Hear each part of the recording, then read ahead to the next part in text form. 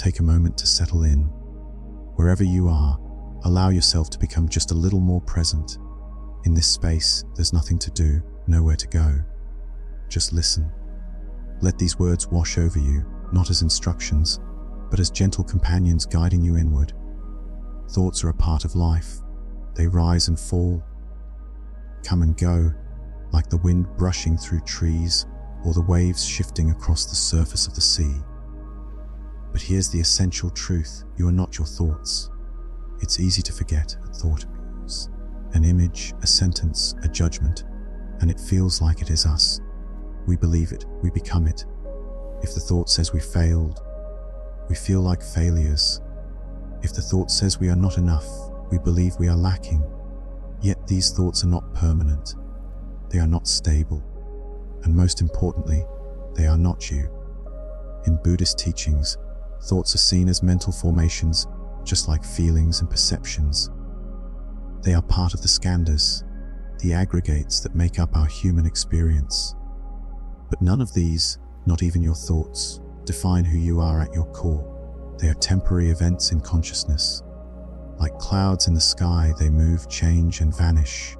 When we say, "You are not your thoughts," it's not to deny that thinking happens. It's to suggest something radical, that you can observe your thoughts without fusing to them, without letting them define your identity or dictate your peace. This is a profound shift. Imagine watching traffic from a balcony. You see cars moving below. Some go fast, some slow, some are loud, others pass quietly.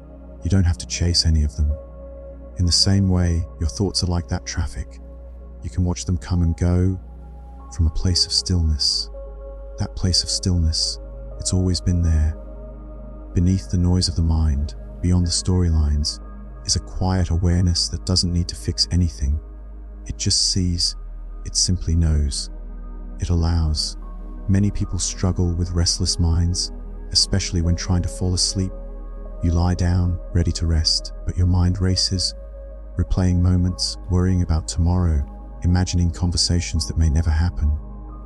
In those moments, it's easy to think, "I can't stop my mind. I am my mind." But this isn't the whole story. Buddhist practice gently invites us to step back. It teaches that awareness, the part of you that sees thoughts, is not the same as the thoughts themselves. Just as the sky is not the weather, you are not the passing storms of the mind. Thoughts have their own momentum. They are influenced by habits, memories, sensory input, and conditioning. But once you begin to notice them with spaciousness, you begin to understand, I don't have to believe every thought. I don't have to follow each mental thread. There's a great freedom in that realization, the freedom to rest, to be still, to sleep. Inner stillness doesn't mean having no thoughts at all.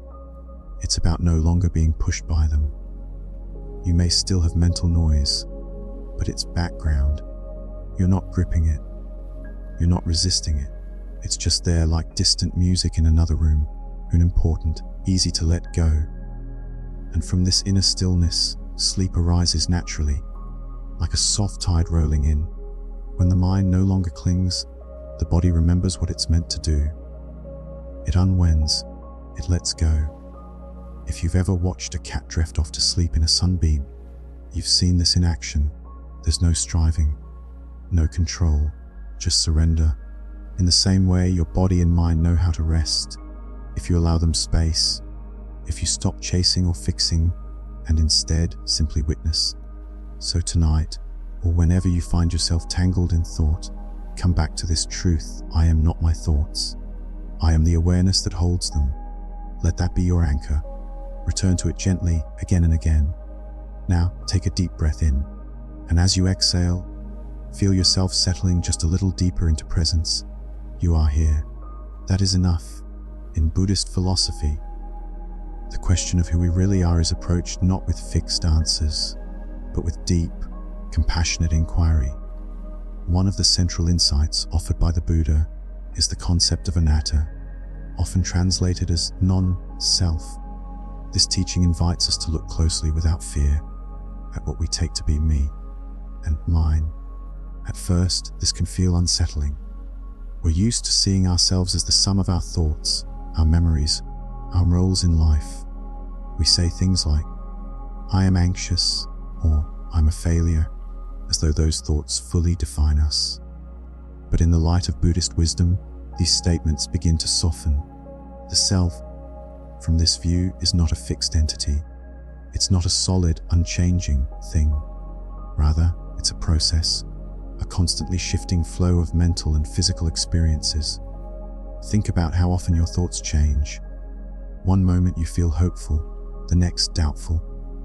You remember something joyful, then something painful.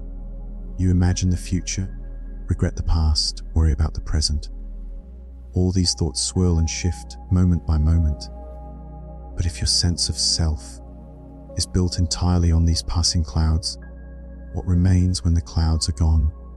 This is the heart of the inquiry. The Buddha didn't teach that you don't exist. Rather, he taught that the self you think you are is not quite what it seems. There is no permanent, independent identity at the core of our being. Instead, what we call me is a collection of 5 aggregates: form, feeling, perception, mental formations, and consciousness. Thoughts fall under mental formations, and just like the others, they're impermanent. They arise, they pass away, and they are not under our full control. And so, if thoughts are impermanent, and if they don't last or remain the same from one moment to the next, how can they possibly be who you truly are? This perspective doesn't mean we dismiss or deny our thoughts. They're part of our experience, but they don't define us. Imagine sitting by a river. Leaves float by on the surface, each one a thought. Some are bright and pleasant, others are heavy or dark. You don't have to jump into the river. You don't have to follow each leaf downstream. You can simply watch. You remain on the bank, calm, aware, untouched. That watcher, that calm presence, is closer to your true nature than any thought could be. And once you begin to identify with the watcher, rather than with the stream of thoughts, a new kind of freedom becomes possible. You're no longer swept away by the current. You can see thoughts for what they are: conditions, patterns, echoes, not truths, not commands, and not the full story of who you are. This shift changes everything. When you realize you are not your thoughts, you can approach them with compassion rather than judgment. You can recognize that anxious thoughts are just that, thoughts.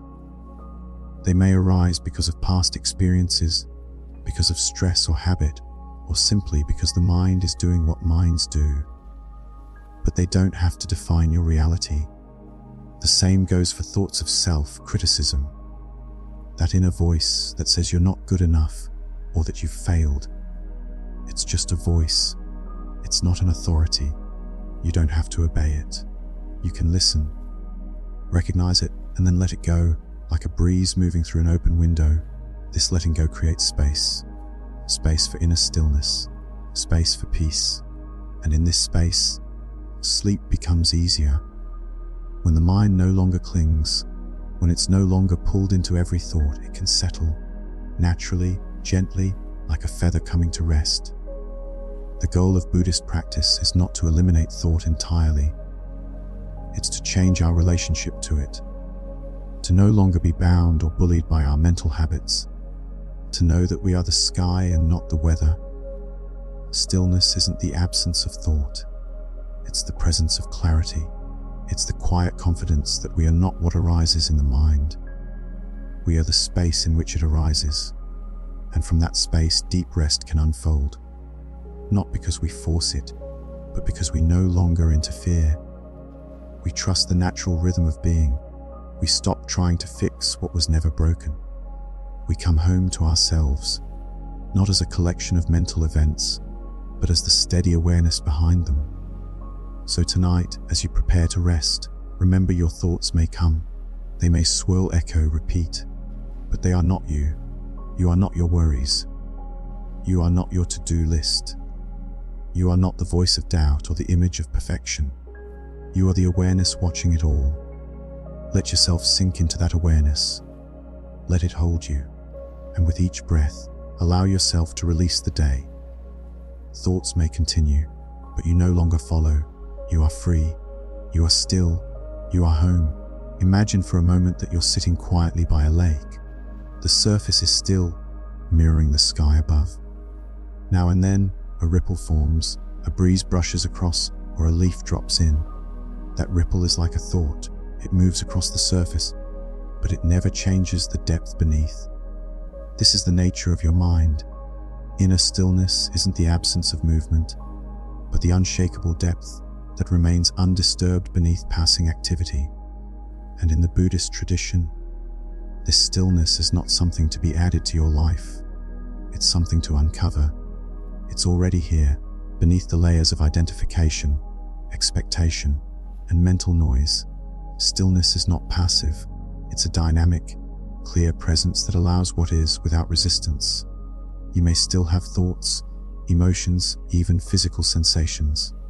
But when you're rooted in stillness, these experiences don't hijack your awareness. They rise, they fall, and you remain spacious, grounded, whole.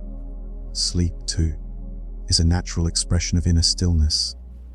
Not the kind of restless, fragmented sleep that leaves you feeling more tired than before, but the deep, nourishing sleep that comes when the mind is not grasping, not spinning, not chasing itself through endless loops. The body knows how to sleep. What often gets in the way is the mind, specifically the mind's habit of believing that every thought must be attended to, that every worry needs a solution, that rest must be earned by effort. But inner stillness doesn't ask for effort. In fact, it only reveals itself when effort falls away. When striving dissolves, what remains is simply being. It's like watching snow fall outside your window. There's nothing to do. Just watch. Just rest in what's already present. Think about how often we try to solve our inner discomfort with more thinking. We lie in bed, thoughts racing, and we think our way through our exhaustion. I should be sleeping. What's wrong with me? Maybe if I count backwards from 100, maybe if I focus harder. But none of that helps, because the effort itself is the disturbance. It's like trying to calm a pond by splashing in it. Instead, Buddhist teachings encourage a different path. A path of noticing, allowing, and letting go. When a thought comes, see it. Name it gently. Maybe it's worry, maybe planning, maybe a memory. Whatever it is, you greet it like a breeze brushing your skin. You don't grab it. You don't push it away.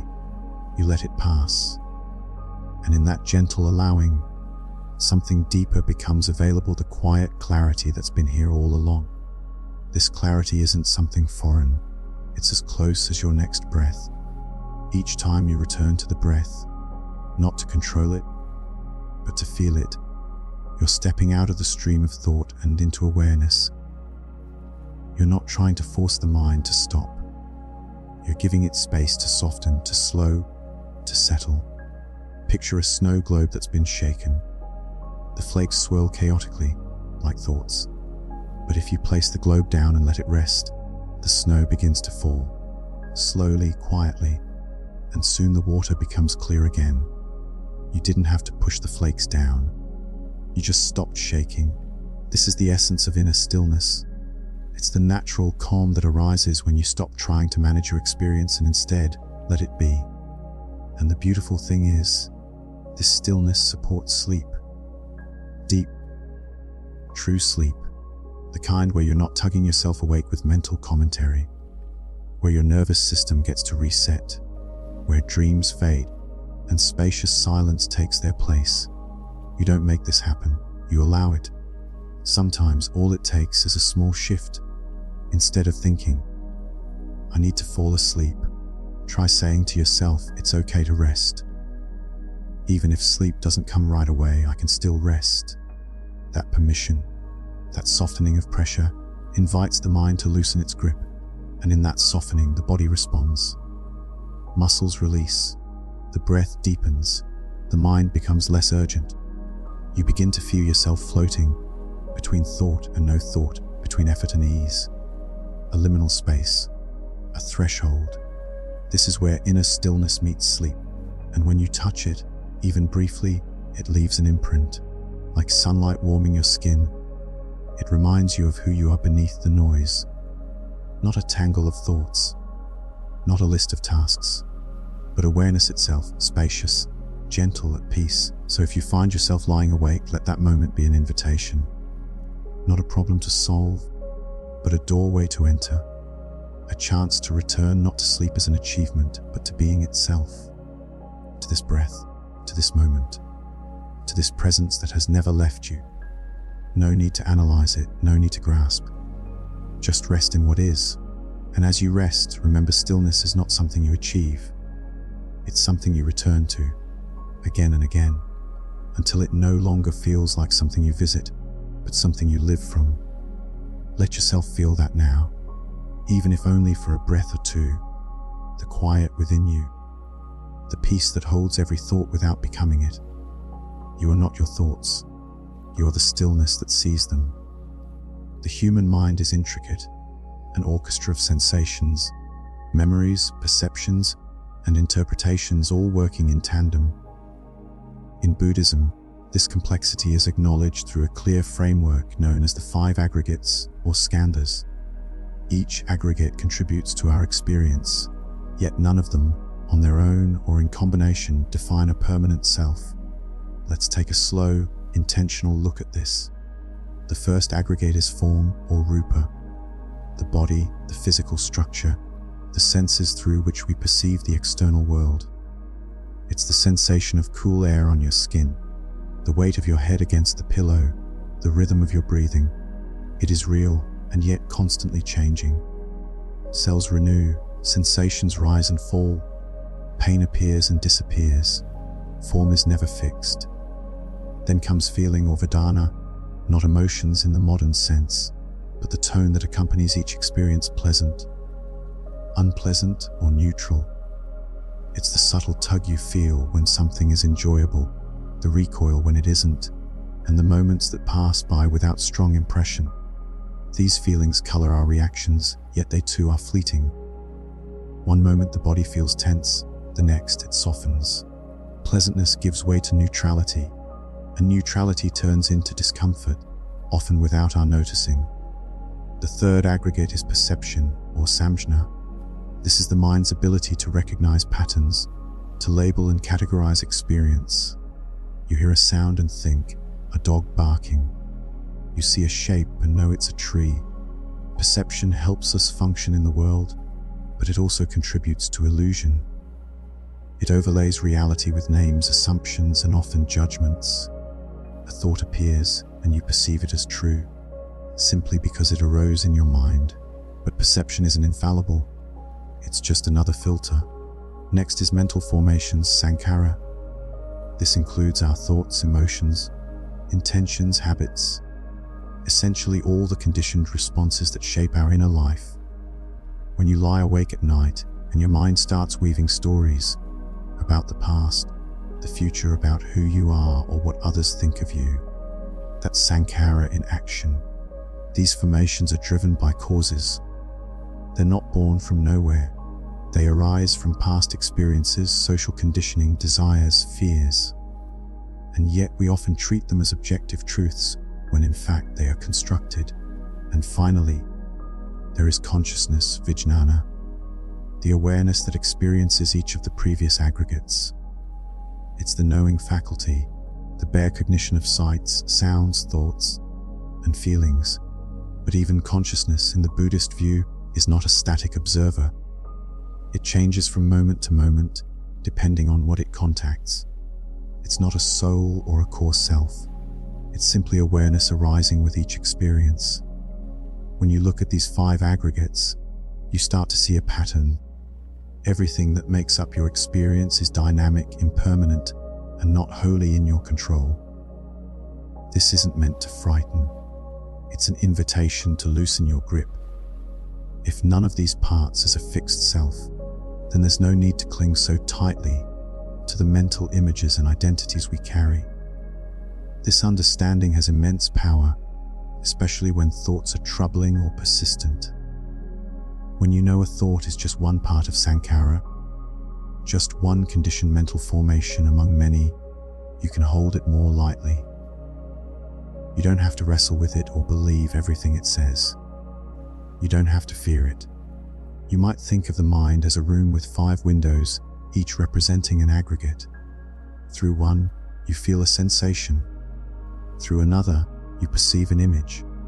A third brings a memory, a fourth a reaction, and through the 5th, you simply know it's all happening. But you, the deep awareness at the center, are not any single window. You are not the thoughts or the feelings, or even the perception itself. You are the space in which these windows open. And here's where inner stillness begins, not in stopping the mind from thinking, but in no longer confusing your thoughts with your identity. The moment you realize, this is just a mental formation, something softens. You no longer feel trapped by what arises. You witness it with clarity, maybe even compassion. It's like watching a play unfold. You see the characters, the drama, the plot twists, but you remain seated in the audience. You don't jump on stage. You don't rewrite the script.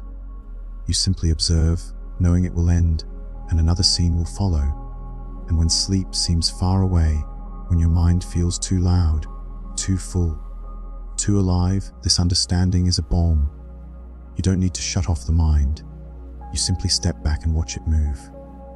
Let the thoughts perform their act. You remain still, grounded, untouched. Awareness doesn't resist experience. It holds it tenderly without merging, just as the sky holds the weather, just as the ocean accepts the ripple.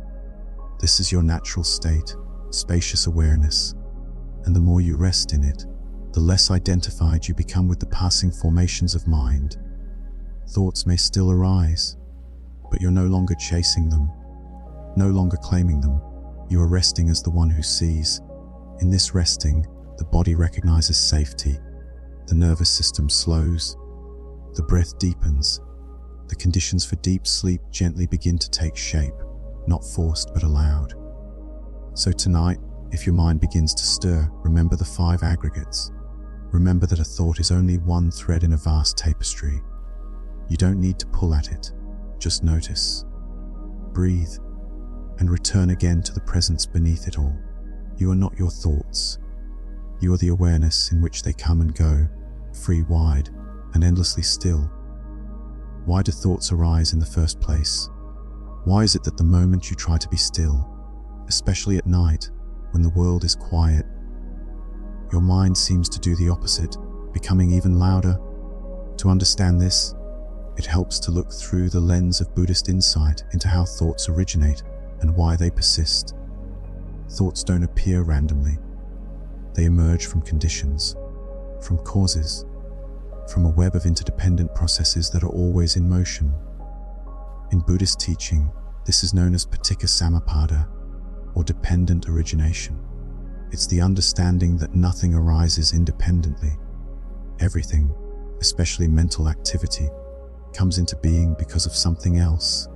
Imagine a seed planted in soil. It needs sunlight, water, temperature, and time. Only with the right conditions will it sprout and grow. A thought is the same. It doesn't appear out of nowhere.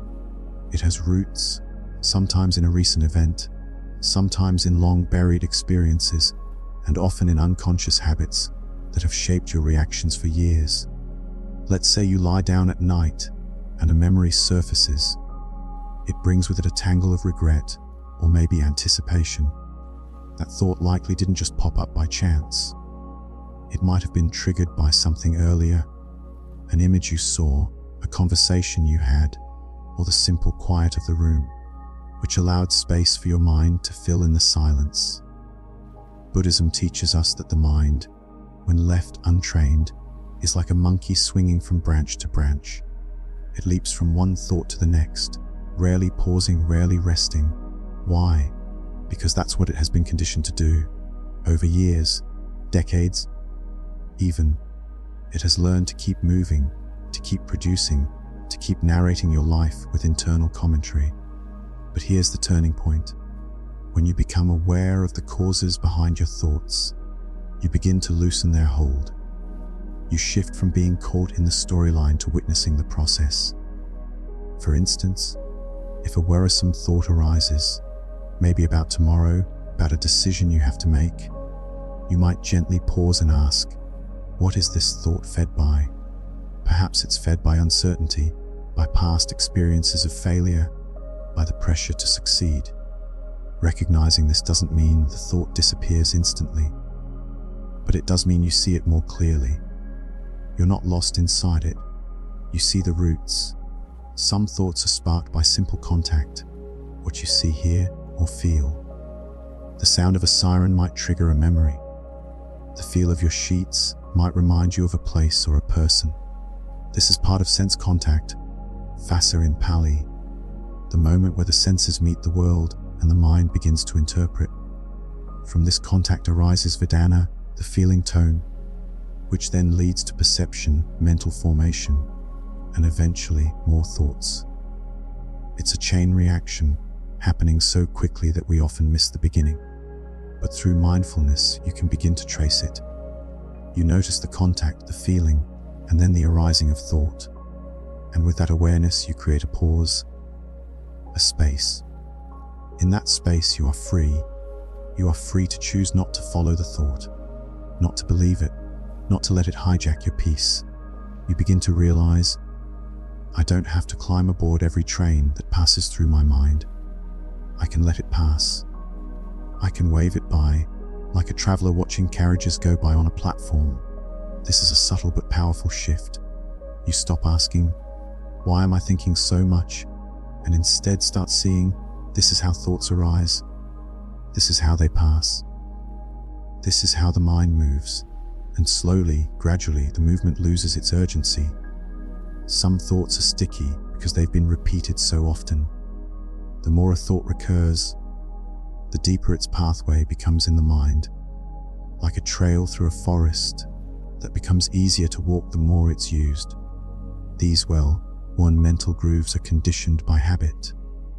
But even the deepest grooves can fade with time and awareness. The key is not to fight them.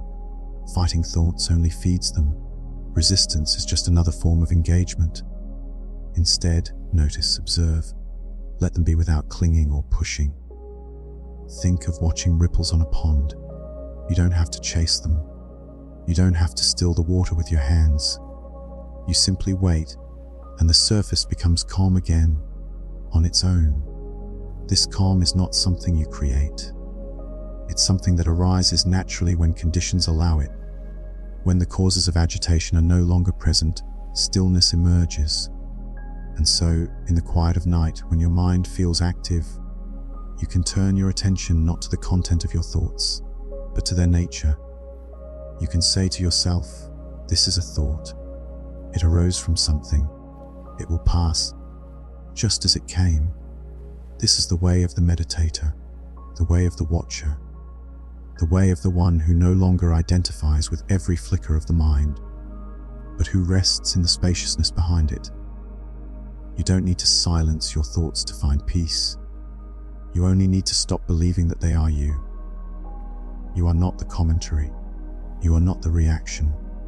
You are the awareness in which all things come and go. Let that truth settle in you now. Let it soften your breathing. Let it slow your heartbeat.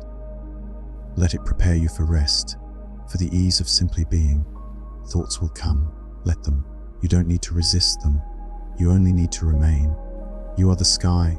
The thoughts are weather, and weather always changes. Sometimes, the suffering we feel isn't from the situation itself, but from the way we get caught in the story our thoughts create about it. We think, and then we believe the thought. It fuses to us, it becomes personal, and when we're deeply identified with a thought, especially one charged with emotion, it can feel impossible to step back. This experience, this process of becoming entangled with thought, is known as cognitive fusion.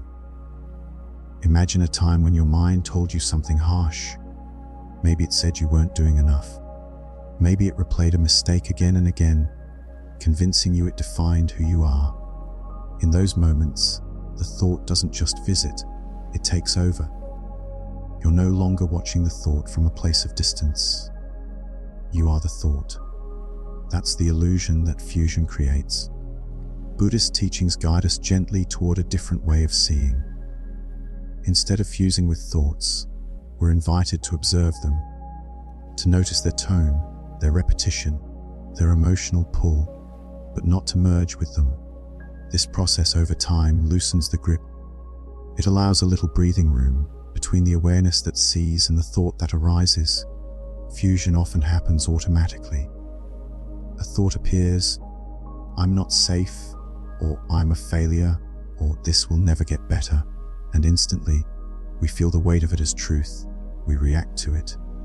Our body tenses, our emotions swell, our nervous system kicks into alert.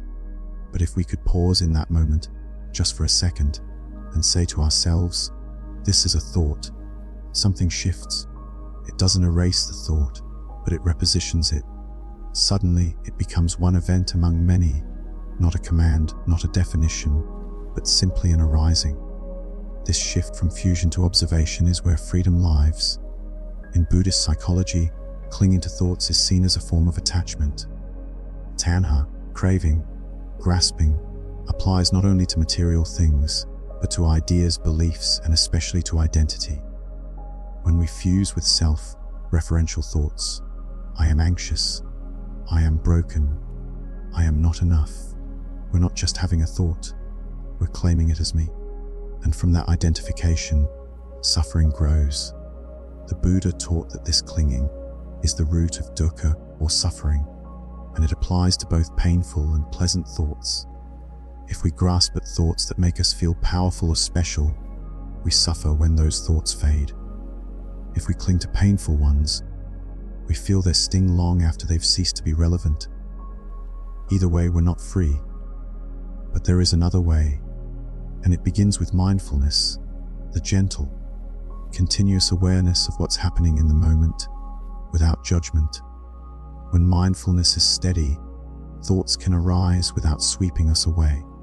We might hear a thought and say, "There's that old story again," or "This is a familiar fear," or even, "This doesn't define me." Over time, these simple acknowledgements become deeply powerful. They allow us to relate to thoughts, rather than be consumed by them. One helpful image is that of a clear sky with passing clouds. Thoughts are the clouds, some light and fluffy, others dark and heavy. But the sky, the awareness, is never harmed by the clouds.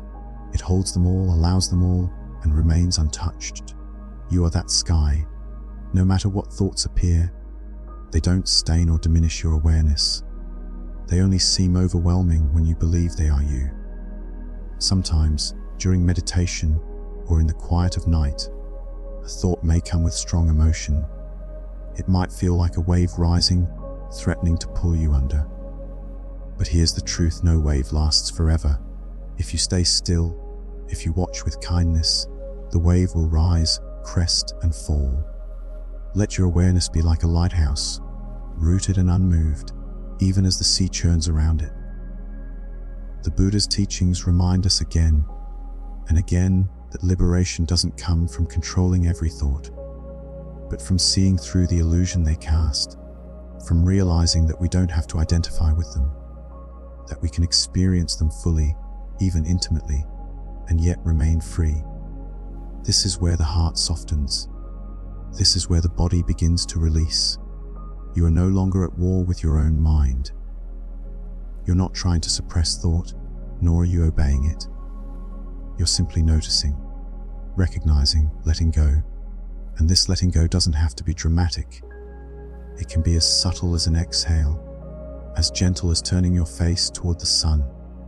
It's not about winning a battle. It's about stepping out of the fight. You might find that the same thoughts return again and again. This is normal. The mind runs along familiar tracks. But with practice, each return feels less consuming. You meet the thought like an old acquaintance. "Oh, you again. I see you." And that seeing, that clear, compassionate recognition, is enough to prevent fusion. Some traditions use specific practices to support this process, labeling thoughts, for instance, silently naming them as worry, planning, judging, remembering. This simple act reminds you that what's happening is an event in consciousness, not your identity.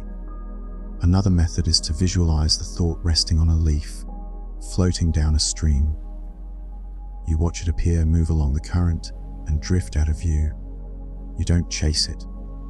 You don't cling, you let it pass. And as more thoughts come, you do the same, over and over. Not with frustration, but with care. Each time you unfuse from thought, you step deeper into inner stillness, into that quiet, spacious place that needs nothing from you. It welcomes you just as you are, with all your thoughts, feelings, and imperfections, but it never mistakes them for your essence. So as you lie in the darkness, as thoughts begin to stir, remember this truth: you can choose not to follow. You can remain, you can breathe, you can be still, and in that stillness, a deeper peace will begin to emerge. Not because you forced it, but because you made room for it, because you trusted the silence more than the noise. You are not your thoughts. You are the one who watches and lets them go. The mind has a way of weaving stories around the idea of who we are. Stories that begin quietly in the background and grow louder the more we listen. Stories about success or failure, strength or weakness, being lovable or not. These stories shape our sense of self, often without our realizing. They build the scaffolding of the ego, the mental image of me that we carry, protect, and perform. But where did that image come from? In truth, the ego identity we often cling to is not something we were born with. It's something we've learned. From childhood, we absorb the reflections offered by others, parents, teachers, peers, media. We hear words: you're smart, you're difficult, you're not enough. And over time, these impressions crystallize into a mental portrait of self. But that portrait is incomplete. It's stitched together from memory, emotion, and habit, and yet we treat it as if it were the whole truth. As if this self we carry around, this collection of thoughts and labels, were fixed and unchanging. From a Buddhist perspective, this constructed identity is not our true nature. It's a fabrication, a temporary formation arising from causes and conditions. It's not wrong, it's just not the whole picture. The danger comes when we mistake the image for the reality, when we believe we are only what the mind says we are. This is where the practice of insight begins.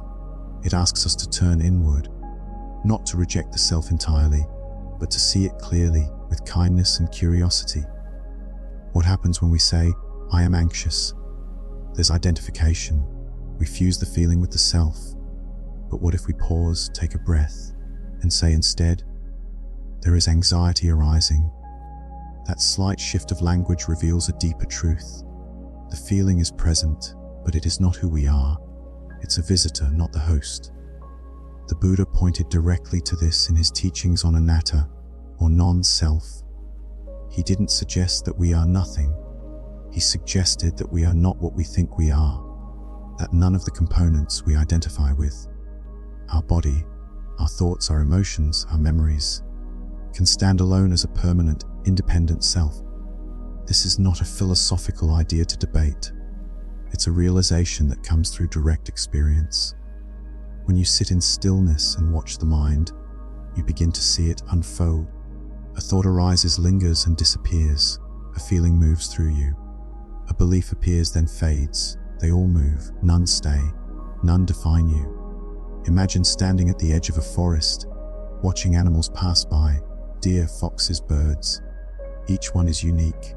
Each one comes and goes. You don't confuse yourself with them. You just watch.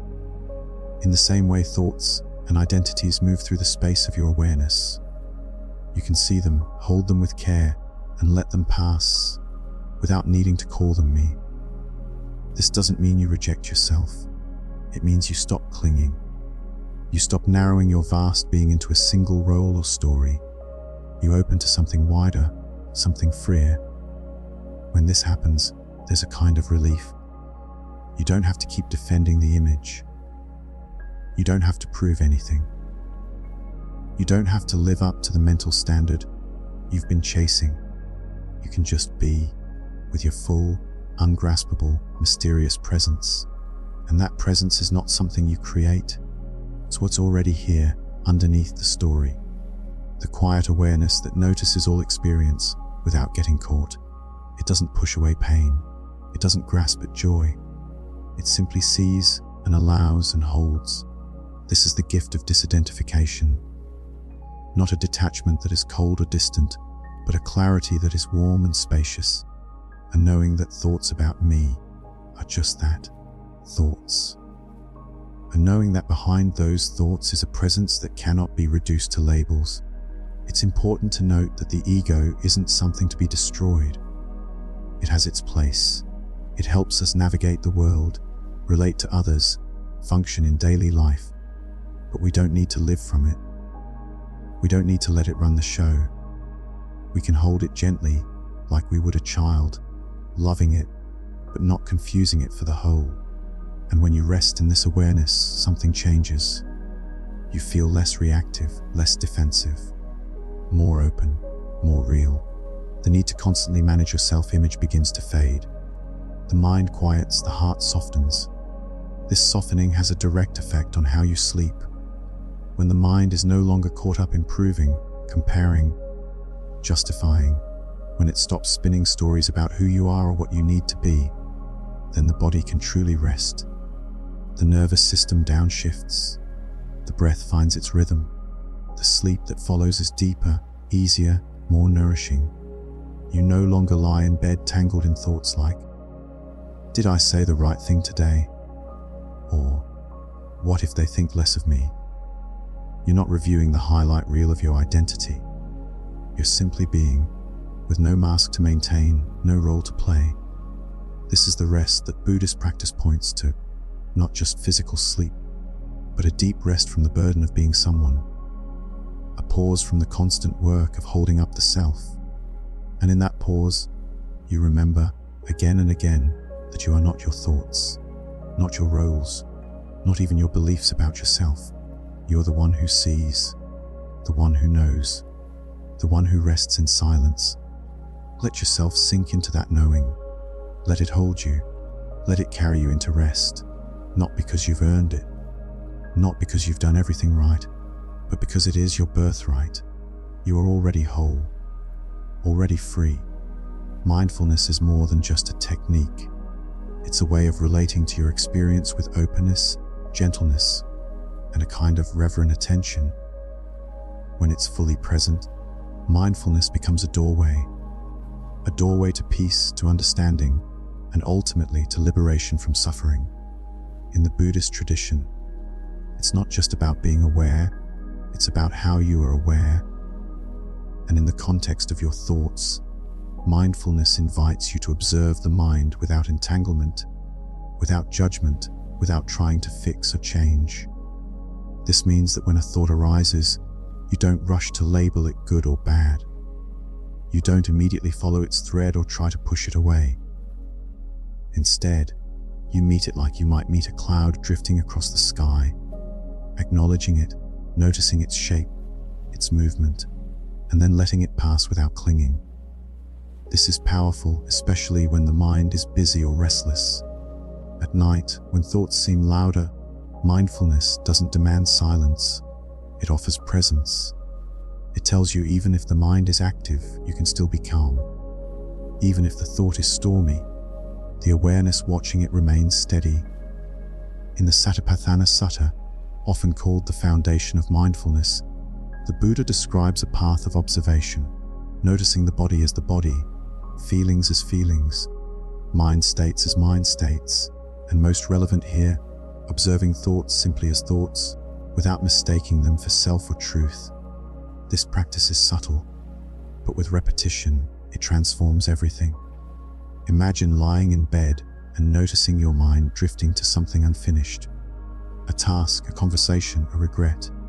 Instead of tensing or trying to make it stop, you could bring your attention to the breath. Feel the inhale, feel the exhale, and say quietly in your mind, thinking. That's it. Not thinking too much, not thinking again, just thinking. That single word is a light touch, a reminder. It breaks the spell of identification. You are no longer the thinker caught in the thought. You're the observer, witnessing it with clarity. With practice, this simple technique creates space. The more you label gently, the more you realize how many thoughts arise without your intention. They come, they go, like a breeze passing through an open window. And when you stop grasping at them, they lose their urgency. They settle. The mind softens, the body follows. Sometimes the thoughts you witness are neutral. Other times, they stir emotion. Mindfulness holds both with equal care. If sadness comes, you notice. Sadness is here. If fear arises, you say, I fear, not to get rid of it, but to acknowledge it fully, without fusing with it. This act of naming brings a kind of dignity to your experience. You're not minimizing what you feel. You're not trying to fix it or deny it. You're honoring it with attention, and then gently releasing it. Over time, this changes your relationship with the mind. You start to see patterns. Maybe you notice that your thoughts often return to the future, planning, predicting, worrying. Or that your inner critic tends to speak up when you're tired or vulnerable. And once you recognize these patterns, you're less likely to be pulled under by them. You see them coming like waves and you prepare. You stand your ground, not through resistance, but through awareness. The breath becomes your ally in this process.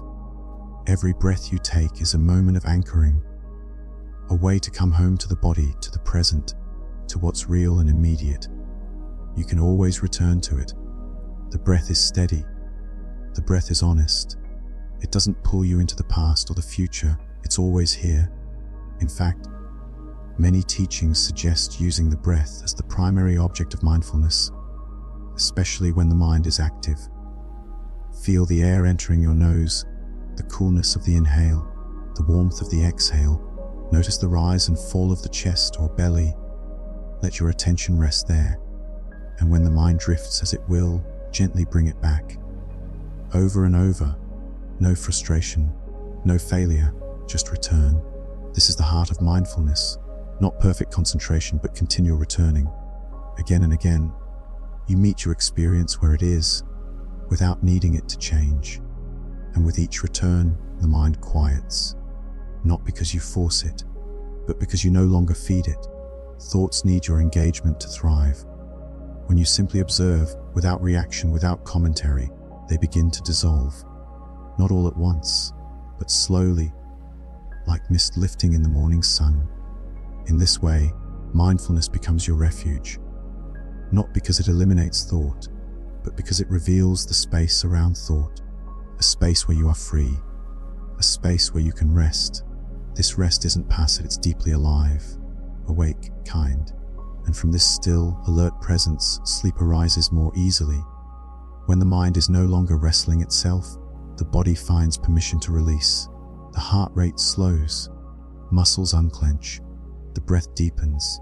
There's a grace in this, a softness, the kind that allows you to meet whatever arises, even in the quiet hours of the night, with the gentle confidence of mindfulness. So if you're listening now and your thoughts are stirring, don't worry. This moment doesn't need to be different. Just return to your breath. Feel the air. Notice your thoughts like passing clouds. Label them softly, kindly, and let them go.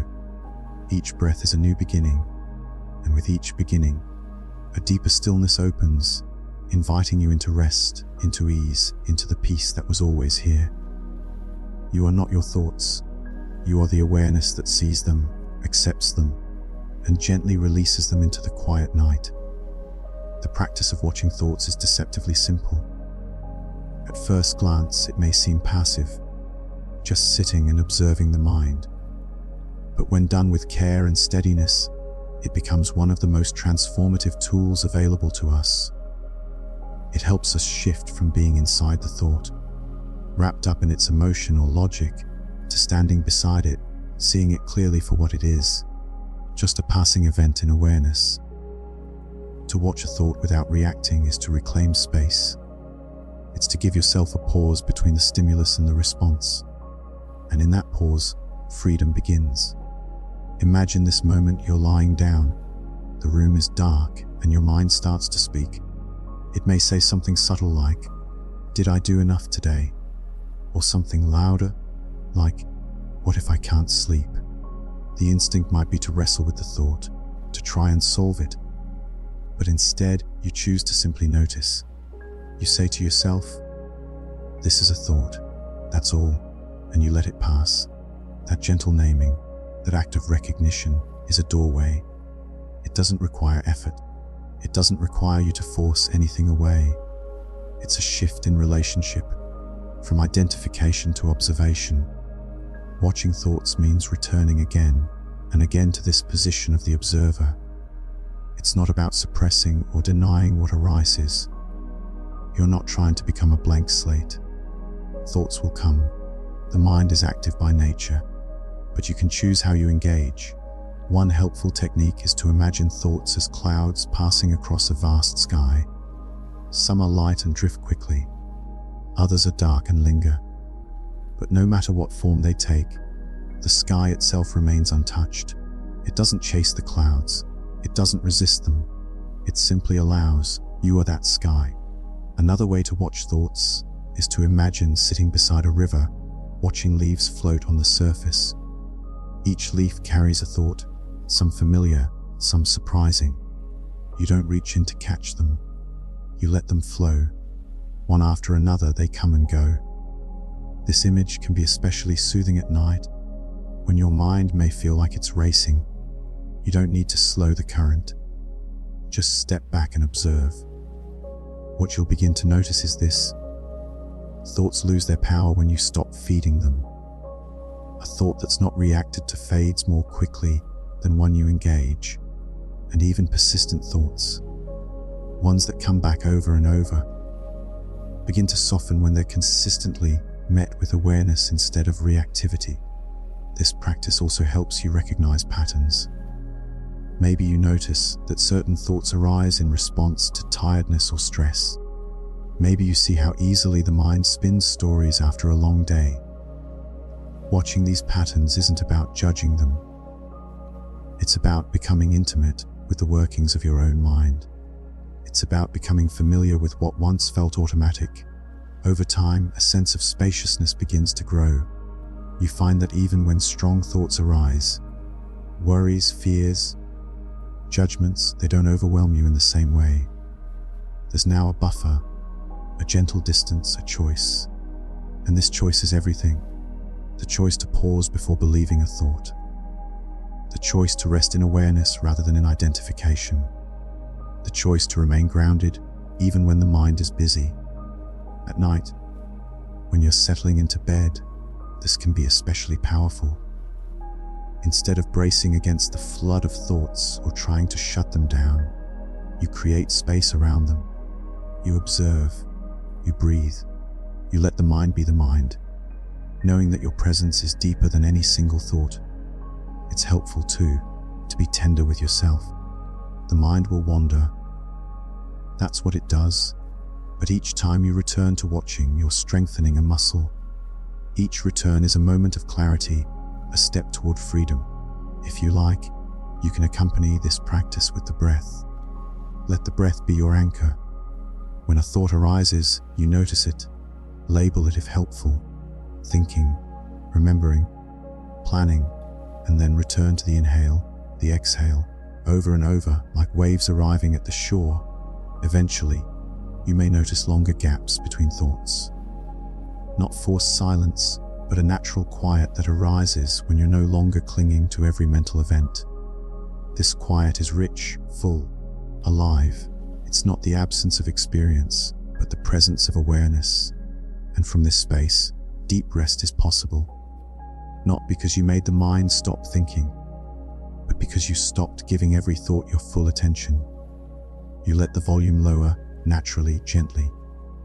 Even when thoughts continue to arise, They no longer disturb your peace. You've changed your posture. You're resting in the witness, and from that place, the body feels safe. The breath softens. The nervous system relaxes. Sleep comes, not as something you achieve, but as something that returns, like a bird coming home to roost. There's nothing to force, nothing to fix.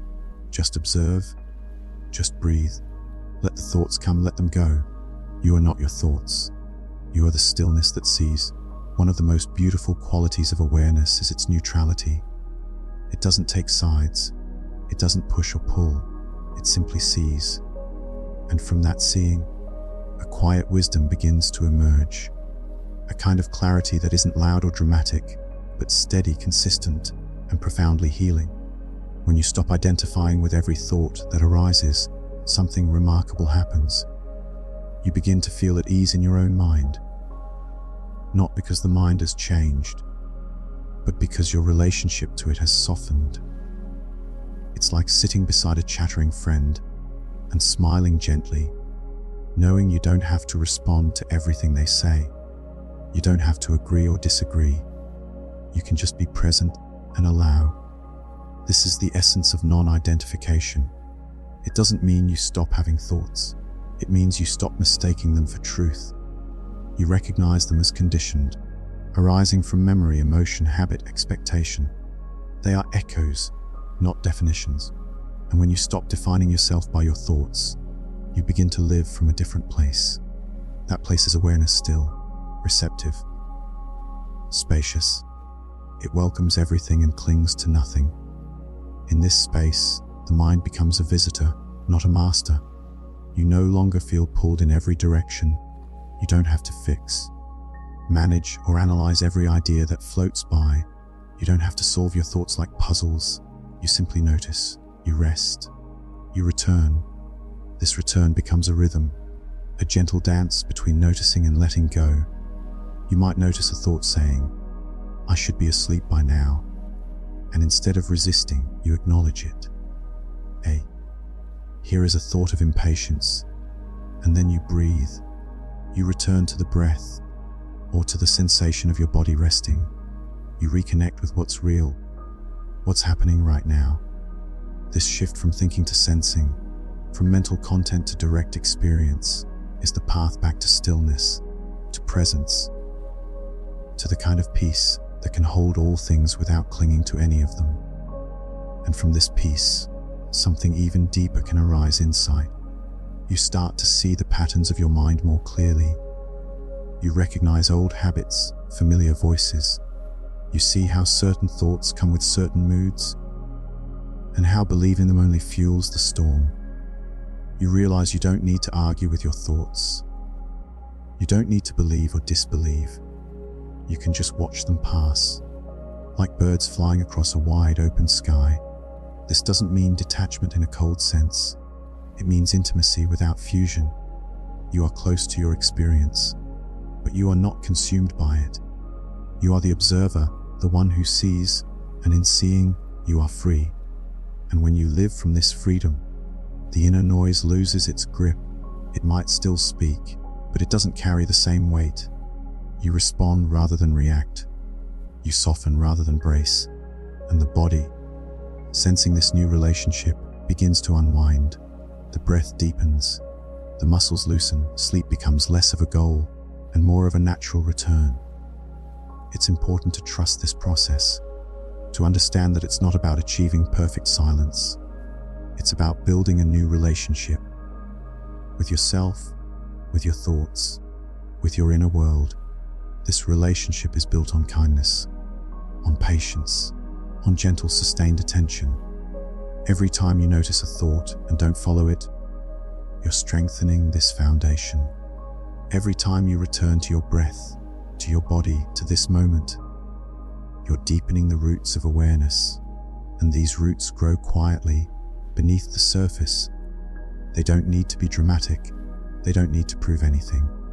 But over time, they support a sense of inner stability that stays with you, even when life feels chaotic. This stability is not control, it's presence. It's knowing that even when the mind is active, you don't have to follow. you can remain grounded, you can remain still, and from that stillness, compassion arises. You begin to meet your thoughts not as enemies, but as old companions. Some are helpful, some are confused, but none are you. They are just weather passing through the sky of your being. You are the sky. And in remembering this, sleep comes easier, not because you pushed thoughts away, but because you stopped clinging to them. You stopped believing that they define you. You let them be, and they moved on. Tonight, as you rest, let this be your practice. Not to empty the mind, but to soften your grip. To watch each thought like a ripple in water, knowing it will fade. To let yourself be held by the quiet beneath it all. You are not your thoughts. You are the space in which they arise, and in that space everything is allowed. Nothing is forced, and you, just as you are enough. There is a deep wisdom that lives in the breath. It doesn't speak in words or concepts. It speaks in rhythm. It is always with you, from the moment you are born until your very last exhale. It is your quiet companion, your anchor in the present. And when the mind feels overwhelmed, when thoughts spin and scatter, the breath offers a way back. This is why in so many contemplative traditions, especially within Buddhism, the breath is central. Not because it's magical, but because it's simple. Because it's always here. Because it leads you home to what is real, what is now. To begin, just notice your breath. Don't try to change it. Don't deepen it. Simply feel it as it is. Inhale and exhale. Follow its natural movement. Let your attention settle on the rise and fall of your belly, or the gentle flow in and out of your nostrils. Let the breath breathe itself, and you just rest in noticing. At first, the mind may resist. It might feel too subtle, too quiet. You may find yourself distracted quickly. That's okay. This is not about perfect focus. It's about returning. Each time the mind wanders, and it will, you gently guide it back to the breath, again and again. Each return is a moment of presence, a moment of letting go, a moment of waking up to the stillness beneath the noise. The breath grounds you in the body, and the body grounds you in this moment. When thoughts feel overwhelming, returning to sensation, the feeling of the breath, the weight of your body, the contact of your skin with the surface beneath you, pulls you out of the conceptual and into the direct, into what is actually happening right now. This shift brings clarity, the kind of clarity that doesn't need answers. It just knows I am here, I am breathing, I am safe. And with this clarity, a natural letting go begins. The body starts to soften. The nervous system begins to regulate. The muscles that hold tension around the jaw, the shoulders, the belly, slowly release. You don't have to make it happen. You only have to stop getting in the way. That's the beauty of using the breath as your anchor. It teaches you how to be with what is, without struggle. And as the breath deepens, the mind follows. Thoughts continue to arise, but they no longer carry you away. You notice them just like passing weather. And then you breathe, one breath, then another. This simplicity is profound. In the practice of mindful breathing, you begin to feel space open up inside you, a spaciousness that isn't empty, but full of presence, full of stillness, full of awareness. And this awareness is different from thinking. Thinking is narrow. It moves in lines and loops. Awareness is wide. Open, it allows everything but clings to nothing. That is the state we're cultivating here. Not by force, but by quiet attention. Sometimes it helps to silently name the breath. In, out, or rising, falling. This gentle labeling gives the mind something to settle into. It offers a rhythm, a connection, a point of return. Over time, as your attention steadies, the breath reveals more. It becomes more than a sensation.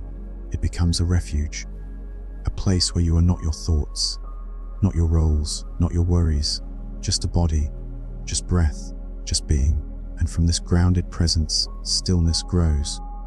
Stillness doesn't mean nothing is happening. It means you are no longer chasing every movement of the mind. You are resting in awareness, and from that resting, a quiet joy often emerges. Not excitement, but peace, a sense of being at home in yourself. This is the space where deep rest begins. When you lie down to sleep and your thoughts try to pull you into planning or remembering, the breath is your anchor. You don't fight the thoughts. You simply return to the rise and the fall, the inhale and the exhale. Each breath is an invitation to release, to let the day go, to let the story go, to return to the body, to the moment, to what is. And the more you practice this, the more natural it becomes. Your mind learns that it doesn't have to spin to stay safe, that it doesn't have to figure everything out before you rest, that it's okay to pause, that it's okay to let go. Eventually, you may find that you're no longer thinking about the breath at all. You're simply breathing, simply being. The mind slows, the body surrenders, and sleep arrives, not as something forced, but as something allowed. This is the gift of breath and awareness, a path not just to quiet the mind, but to reconnect with the truth of your presence, with the peace that doesn't depend on external circumstances, with the stillness that's always been here, beneath the surface. So let the breath be your companion tonight. Let it guide you gently out of thought and into being, into softness, into rest. You are not your thoughts. You are the one who breathes, and you are already home. There's a simple but powerful practice that helps you disidentify from thoughts. A technique known as labeling or mental noting. It's a way of meeting your inner experience with clarity, with softness, and without getting tangled in the details. Instead of diving into every thought or emotion, you name it, just enough to acknowledge it, just enough to create space between you and it. Let's say you're lying in bed and your mind starts replaying a conversation from earlier. Maybe you said something you regret, or you're wondering what someone else thought of your words. Instead of following that train of thought, instead of sinking into the story, you gently say to yourself, remembering. That's it, just remembering. Not analyzing, not justifying, just naming. This simple act of labeling takes the steam out of the thought. It reminds you this is not reality. This is an event in the mind. And this works with more than just memories. If you notice you're planning, you say, planning. If worry shows up, worrying. If your mind starts imagining a scenario, good or bad, you can name it, imagining. You're not trying to stop the thoughts. You're learning to relate to them differently. You're stepping out of the automatic and into the aware. Mental noting is a practice drawn from mindfulness traditions that encourage bare attention. That means seeing what's happening without adding extra meaning, without judgment, just this noticing and naming. And here's something beautiful. It doesn't take much. One soft word, one gentle label.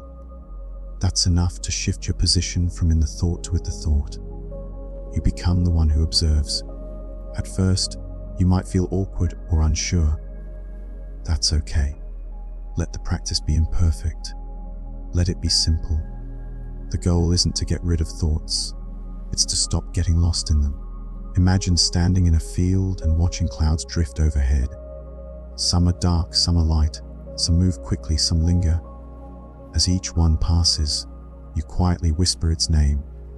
Anger, planning, curiosity, fear, and then you let it go. You don't chase the cloud, you don't hold on, you just name and release. This builds a habit of inner distance, not dissociation, but clarity. The kind of clarity that says, I see you thought, I see you emotion, but I am not you. When this becomes familiar, something shifts deep in the nervous system. You stop being pulled into every mental loop. You start resting more in the present. And from that rest, stillness grows. It doesn't have to be dramatic. It's often quiet, subtle, but it's real. Some people find it helpful to take this a step further and categorize their thoughts. not in a rigid or intellectual way, but intuitively. You might say, judging, analyzing, replaying, resisting. And if you're not sure, just say, thinking. That's always enough. That's always true. You can even note physical sensations if they come into awareness. Tightness, warmth, itching. The point is to stay in the stream of direct experience, not in commentary about it. This keeps you anchored in presence. And labeling doesn't need to be constant. It's not meant to interrupt your experience. It's meant to support it. Like a handrail you can touch when you feel unsteady. You use it as needed, then let it go. Over time, this gentle practice rewires your relationship with thought. You begin to trust that you don't have to engage every mental event.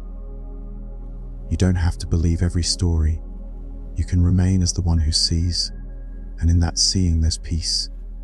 Imagine lying in the dark and a thought comes, what if tomorrow goes badly? You feel a twinge of anxiety. In that moment, instead of following the story, you pause. You say softly, worrying, and then you return to your breath, to your body, to the warm weight of the covers, and the thought, having been acknowledged, begins to fade. This is not suppression. It's not avoidance. It's awareness with a light touch. Like watching waves from the shore and letting them rise and fall without needing to jump in. If you find yourself labeling the same thought again and again, don't worry.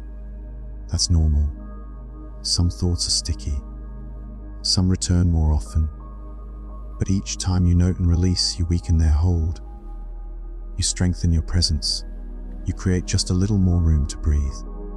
Eventually, you might notice that the thoughts slow down, not because you've pushed them away, but because you've stopped fueling them. Attention is energy. When you stop feeding thought with reaction, it begins to quiet. And in that quiet, something softer emerges. A spaciousness, a kindness, a deeper kind of rest. So tonight, as you lie here, let this be your practice. Noticing, naming, returning, over and over. Let the mind do what it does. Let thoughts come and go. You don't need to stop them. You only need to stay awake to them, to meet them with clarity and let them go. This is the practice of disidentification, not through force, but through gentle seeing, not through effort, but through awareness. You are not your thoughts. You are the one who names them and lets them pass. There is a quality of the heart that brings balance to mindfulness, a warmth that soothes the sharp edges of thought and softens the moments we feel disconnected or overwhelmed.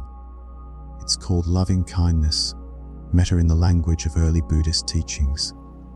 And it's not just a pleasant feeling, it's a powerful force, one that reshapes our relationship with ourselves, especially with the thoughts that arise when we're alone, or still, or trying to rest. When we bring loving kindness into the practice of observing thoughts, we stop making the mind a battlefield. Instead of criticizing ourselves for being distracted or getting lost in anxiety, we meet those experiences with compassion. We begin to say, it's okay that this is here. We begin to say, this too belongs. This is where real change begins. Not with resistance, but with acceptance. Not cold analysis, but warmth. Imagine that your mind is a young child. It's full of energy, curious, sometimes afraid, sometimes restless. If you shout at that child, demand that it be silent, it only becomes more agitated. But if you kneel beside it, take its hand, and say, I'm here, something softens, something settles. The same is true with your thoughts. When you lie down at night and your mind begins to spin, loving kindness says, thinking is happening. It's okay. Let me bring a little warmth to this moment. You can place a hand over your heart or over your belly. Feel the rise and fall of your breath, and offer yourself a phrase, silently, gently, may I be safe, may I be at ease, may I rest. You're not trying to force stillness, you're inviting it, the way you'd invite a friend to sit beside you. And that friend is kindness, that friend is care. Loving kindness meditation often begins with repeating phrases like those, wishes of well-being. And while it's traditionally directed toward others as well, tonight it begins with you. It begins with holding yourself, just as you are, with gentleness. This is especially important when we're struggling with difficult thoughts. Thoughts of shame, fear, regret, self-criticism. These are often the thoughts that feel most sticky, most believable. But the more pain a thought carries, the more it needs compassion. So if a voice arises saying, "I'm not good enough," loving kindness doesn't argue. It doesn't fight. It places a warm hand over that voice and says, "I see you. I know you're trying to protect me. I know you're afraid. But it's okay now. You can rest too." This doesn't make the thought vanish, but it changes the energy around it. From rejection to inclusion, from fear to love. Over time, this practice reconditions the inner dialogue. It teaches your nervous system that safety doesn't come from control. It comes from care. That rest doesn't come from suppressing thought, but from meeting it with understanding. And the body responds to this. When you think kindly, your breath deepens. When you feel safe, your muscles release. When you stop judging yourself for thinking, the mind begins to settle. It's not forced, it's natural, because everything is allowed. Even the busy mind, even the unfinished business, even the noise. Everything has a place here. And this sense of inclusion extends beyond just thoughts. You begin to feel a subtle connection to all beings. You remember that others too lie awake at night with minds full of worry. Others too long for peace. Others too are trying to find their way. And in that remembering, the heart expands. You might even extend your loving kindness outward, silently repeating, "May others be safe. May others be at ease. May all beings rest tonight." This is not a sentimental gesture, it's a deeply human one. A way of turning isolation into connection. A way of remembering that your suffering is not separate from the world's, and your healing contributes to something larger. So as you continue to rest, let this kindness be present. Let it fill the space between your thoughts. Let it soften the inner edges that feel tight or hard. And if thoughts continue to arise, meet them gently. "Hello, thought. You can stay. I'm not afraid of you." This is the path of loving presence. Not the absence of thought, but the presence of compassion. And from this presence, sleep often comes. Because the body no longer feels it needs to defend. The mind no longer feels it must be in control. Everything is allowed to be as it is. So tonight, as you lie here, let this be your mantra. Quietly, gently, may I be kind to myself. May I allow what is here. May I rest in love. And if you forget, if you get pulled into thought or judgment or fear, that's okay too. That's part of the practice. When you remember, just return. Return with kindness. Return with a breath. You are not your thoughts. You are the presence that meets them with love. Stories have long been one of the most powerful ways to convey truth. Not because they give us facts, but because they show us how wisdom lives in real, felt experience. And in the teachings of the Buddha, we find many such stories, accounts of people just like us, facing confusion, restlessness, sorrow, and ultimately, awakening. There is one story that begins with Mara, the figure in Buddhist tradition who personifies illusion, distraction, and doubt. Mara isn't a devil in the Western sense. He represents the patterns of mind that pull us away from clarity, craving, aversion, delusion, and perhaps most powerfully, thoughts that whisper, "You're not ready," or "You're not enough." As the Buddha sat beneath the Bodhi tree, seeking final awakening, Mara came to visit. He didn't arrive with armies of soldiers or storms of fire. He came with thoughts, thoughts of fear, thoughts of temptation, thoughts of self-doubt. "Who do you think you are?" he said. "Why do you think you can find peace when no one else has?" And what did the Buddha do? He didn't argue. He didn't resist. He simply said, "I see you, Mara. And in that moment of recognition, clear, calm, compassionate, Mara had no power. He faded into the background and the Buddha remained. That response, "I see you," holds a quiet strength. It is the practice of recognition without identification, the practice of naming what arises without becoming it. That's what we do too when we sit with our thoughts. We say, this is doubt, or this is fear. And then we breathe, we stay, we remain. Later in his life, even after awakening, Mara continued to visit the Buddha. But by then, it was no longer a battle. The Buddha would acknowledge him, invite him in for tea, so to speak. He no longer feared Mara, because he no longer believed in the illusion that Mara was something to resist. He knew this too is part of the path. In the same way, your thoughts, however distracting, however persistent, are not a sign that something is wrong. They are part of the path, and when you meet them with presence, with clarity, they lose their grip. You begin to see them not as enemies but as teachers. There's another story of the monk Mahakakana, known for his deep understanding of how thought and perception shape experience.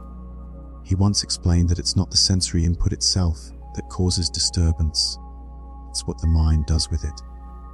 A sound is just a sound, but the mind labels it, reacts to it, builds a story around it. And in that story we suffer. This is especially true at night. You hear a creak, a breath, the soft buzz of a distant car, and the mind builds a castle of meaning. Is someone there? What if I don't sleep? What's wrong with me? But if we stop the story and just return to the raw perception, we find peace. Just sound, just breath, just this.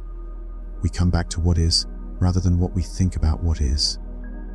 Mahakakana's insight reminds us that we don't need to eliminate thought. We need to understand it. To see how quickly the mind moves from contact to meaning, from sensation to identity, and to rest in the space before the story begins. Another story is of Ananda, the Buddha's closest attendant, who one day wept after the Buddha spoke of his impending passing.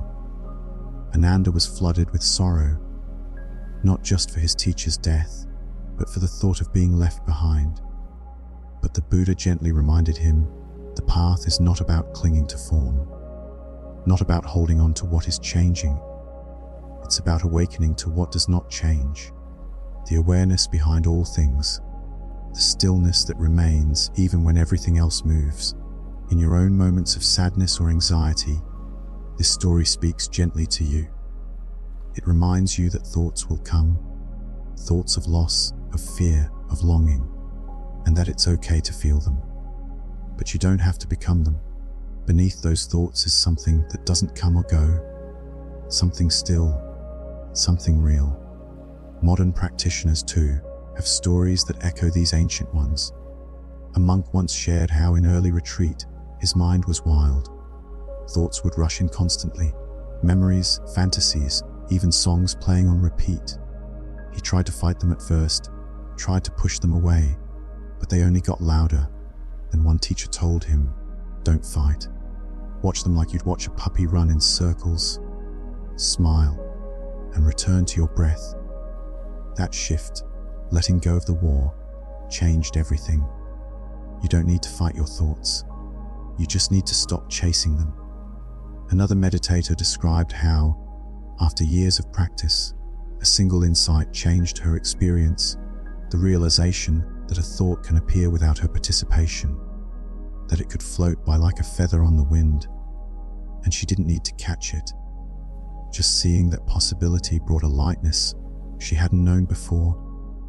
These stories, ancient and modern, remind us that the path isn't linear. It's filled with moments of forgetting and remembering, falling into thought and waking back up, doubting, and then softening. But every moment you return to presence is a step. Every time you notice a thought without fusing to it, you grow. Every time you say, I see you, to a worry or fear, you reclaim your power. Not the power of control, but the power of awareness. And in this awareness, something spacious opens. something that can hold your experience just as it is, with care. Let these stories be your companions tonight. Let them remind you that you are not alone, that the Buddha, the monks, the lay practitioners, all have walked this path. All have met the busy mind, and all have found stillness not by eliminating thought, but by seeing through it. You are not your thoughts. You are the one who sees, who returns, who gently rests in what is. There's something quietly sacred about preparing for rest. The slowing down, the dimming of lights, the small rituals that signal to the body it's safe now. You can soften, you can let go. And in the Buddhist tradition, this transition into sleep is not separate from practice. It is practice. A gentle return to presence. A letting go of the day, of the mind's momentum, of every small identity we've worn from sunrise to dusk. Tonight you're invited to bring awareness into this space, not as something rigid or effortful, but as a companion to stillness. Begin by setting your environment with care. Let this be a time of tenderness, of creating conditions that support the natural unfolding of sleep. Turn down the volume of the outer world. Diminish harsh lighting. Put your phone or screen aside, not out of discipline, but out of love for the mind and nervous system that crave quiet. Now bring your attention to your body, to this body that has carried you all day. Notice any places of tension. Perhaps the shoulders are tight, maybe the jaw is clenched, the belly held, and without trying to fix, simply feel. Awareness itself is the beginning of release. You might stretch gently if it feels right, a slow twist, a forward fold, a rolling of the neck or shoulders. There's no prescribed form, just movements that whisper to the body. You're allowed to relax. Feel the earth beneath you, holding you. Feel the breath, slow and steady, arriving exactly as it is. As you lie down, let the body rest into gravity. There's no need to hold yourself up. The bed can carry your weight. Let it. Feel the contact points, your heels, your back, your hands. Let the mind know it doesn't have to stay alert. There's nowhere to go, nothing left to manage. The day is over, and now the practice becomes even simpler. Just noticing, just allowing. If thoughts arise, and they will, you greet them gently. You name them softly, thinking, remembering, planning, and then you return to breath, to body, to the quiet rhythm of presence. If you find it helpful, guide your attention through the body with a simple scan. Begin at the feet, feel them.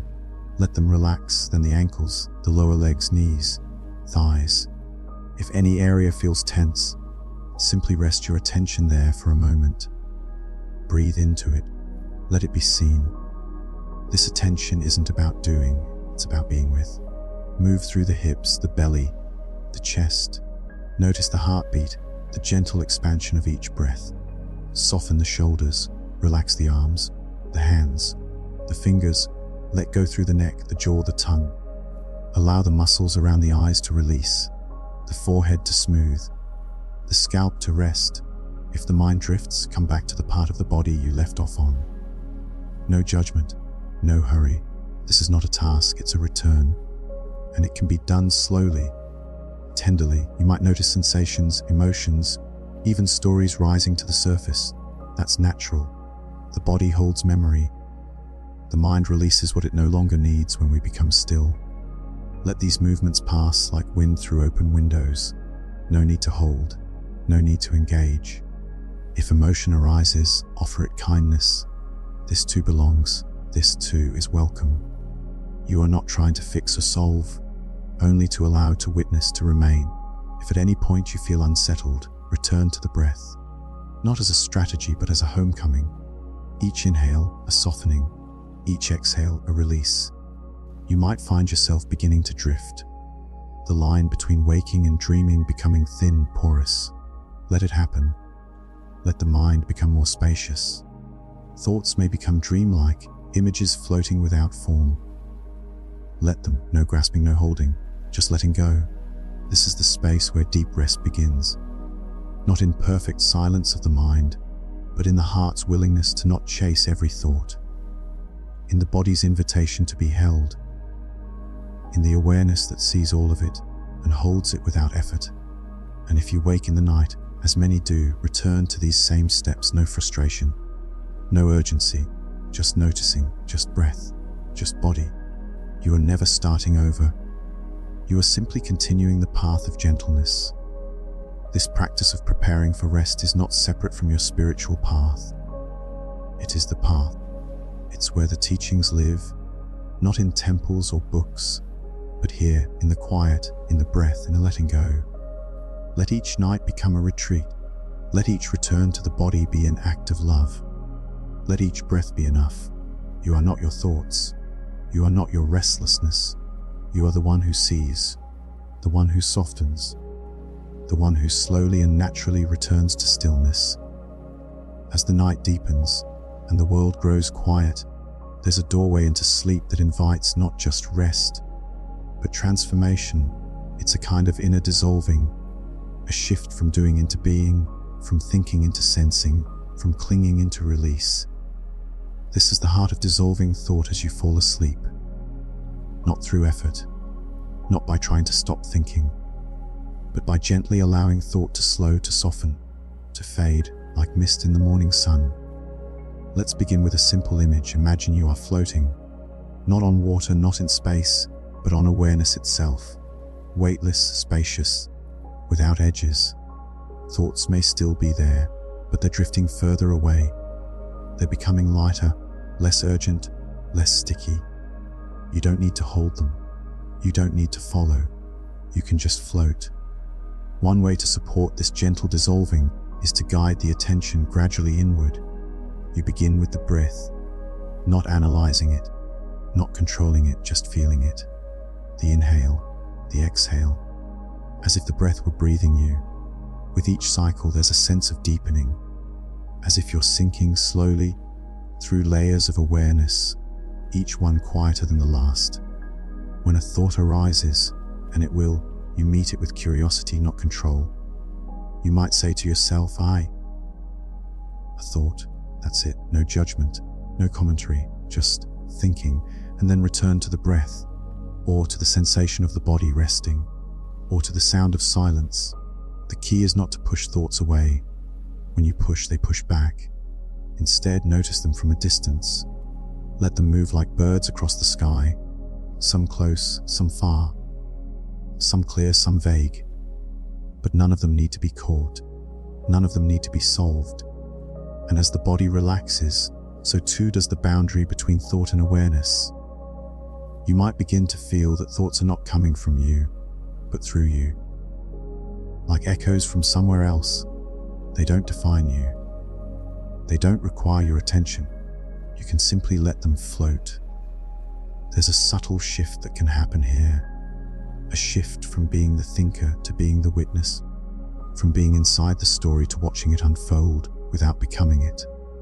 You're not trying to do anything. You're simply not doing, letting the mind rest in its natural state. This natural state is still quiet, open, like a vast field at night. And in that field, thoughts may arise like fireflies, brief glimmers, but they come and go without clinging, without lingering. They're allowed, and you are undisturbed.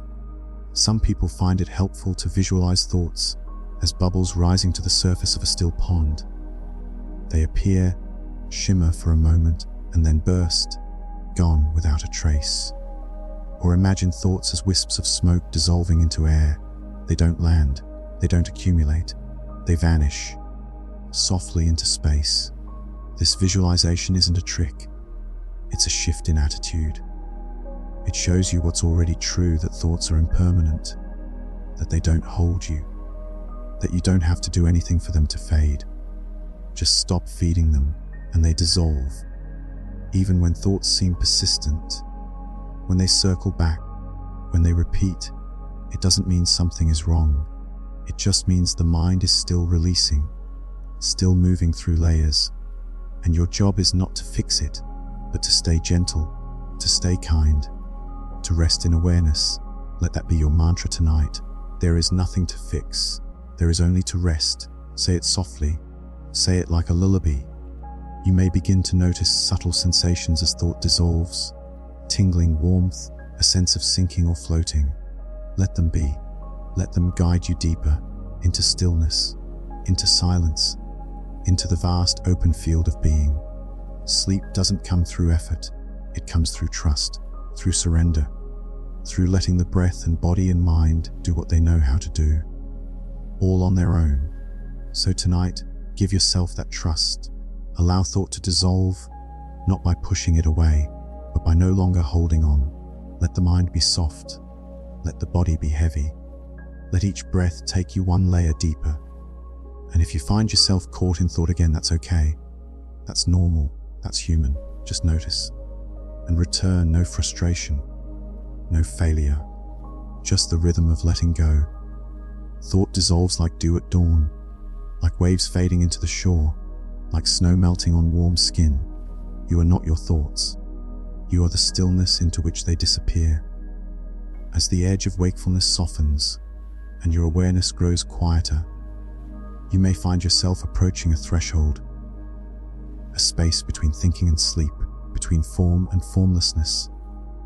It's here that the practice of conscious sleep entry begins, not a method to induce sleep, but a way of allowing sleep to unfold within a field of gentle, loving presence. There's a difference between falling asleep and entering sleep with awareness. Most nights, sleep comes unnoticed. One moment you're thinking, the next you're gone. But when awareness is maintained as the body falls asleep, a subtle shift can happen. A moment of grace, where you remain present as your consciousness dissolves into rest. This is not a feat of willpower, it's a surrender, a softening into spaciousness, an invitation into the unknown. To prepare for conscious sleep entry, begin by deepening your connection to the body. Let yourself feel the entire body lying here, its weight, its warmth, its stillness. Sense how the ground holds you completely. There's nothing to do, nowhere to go. All effort can fall away. Let your breath guide you even deeper. Inhale softly, exhale fully. With each breath, invite more release. Not trying to make anything happen, just offering permission. The breath becomes slower, the body heavier, the mind more spacious. Now begin to rest your attention just at the border of awareness, not in sharp focus and not in full drift. Like watching the horizon at twilight, not quite day, not quite night. You might begin to see colors or shapes behind your closed eyes. You might hear faint inner sounds. Let them come. Let them go. You are not seeking them. You're simply letting the mind unwind. If thoughts arise, meet them with gentleness. Label them if it helps. Thinking, drifting, remembering, and then come back to breath, or to the feeling of your body lying still, or to the sound of silence. There's no need to hold on tightly to awareness. In fact, the more lightly you rest in it, the more easily you stay present. Think of it like lying in a boat on calm water. You're not trying to steer. You're simply floating, letting yourself be carried. As you rest here, you might notice a subtle layering. Thoughts begin to fragment. Images appear that make little sense. Sounds become distorted. These are signs you're nearing sleep. Instead of resisting, let them wash over you. Watch as the content of the mind begins to unravel, and you remain, the watcher, present and calm. Sometimes, people feel a sudden shift, a moment where the body feels as if it's no longer there, or where thoughts disappear completely for a second before returning. These are natural. They are signs that awareness is entering deeper states. You don't have to do anything with these shifts. Just witness. Let them come and go. The key is to remain soft, curious, and unafraid. This is the mind releasing its grip. This is the nervous system descending into stillness. This is your consciousness preparing to enter rest, not from unconsciousness, but from a place of surrender. There may be moments where awareness fades completely. That's okay. You're not trying to cling to wakefulness. You're simply letting sleep come without chasing it, without resisting it. Like lying on the shore and letting the tide slowly cover you. And if you remain aware through the first moments of sleep, even briefly, you may notice a sense of timelessness, a quiet that is not empty but full of peace, a rest that feels like home. This is not something to achieve, it's something to allow, and every night is different. Some nights awareness carries through, other nights it disappears quickly, but the intention remains the same, to enter sleep not as escape but as arrival. This practice over time can shift your relationship to rest. Sleep becomes less about shutting down and more about opening up, less about escape and more about return. You begin to see sleep not as something separate from spiritual practice, but as a sacred part of it, a space where the mind lets go, the body heals, and the heart remembers its quiet, natural rhythm. And even if you forget, if you lose awareness and drift off unconsciously, that's okay too. There is no failure in rest, no mistake in letting go. The practice is in the intention, in the return, in the willingness to meet each moment just as it is. So as you continue to rest now, let everything become more fluid, thoughts softer, boundaries thinner, awareness wider. There's no need to try. Just lie here. Breathe, feel. Allow. You are not your thoughts. You are the spaciousness into which sleep gently comes. There may be nights when, despite all your efforts, sleep simply doesn't come. You've set the right conditions, quieted the room, prepared your body with care. You've practiced mindfulness, returned to the breath, watched your thoughts without judgment, and still your mind remains alert, awake, turning over ideas, following old loops, and perhaps quietly, frustration begins to rise. In those moments, it's tempting to believe something is wrong, that your body is failing or that your mind is broken. But here is something deeply important to remember: wakefulness is not the enemy. The absence of sleep is not a sign of failure.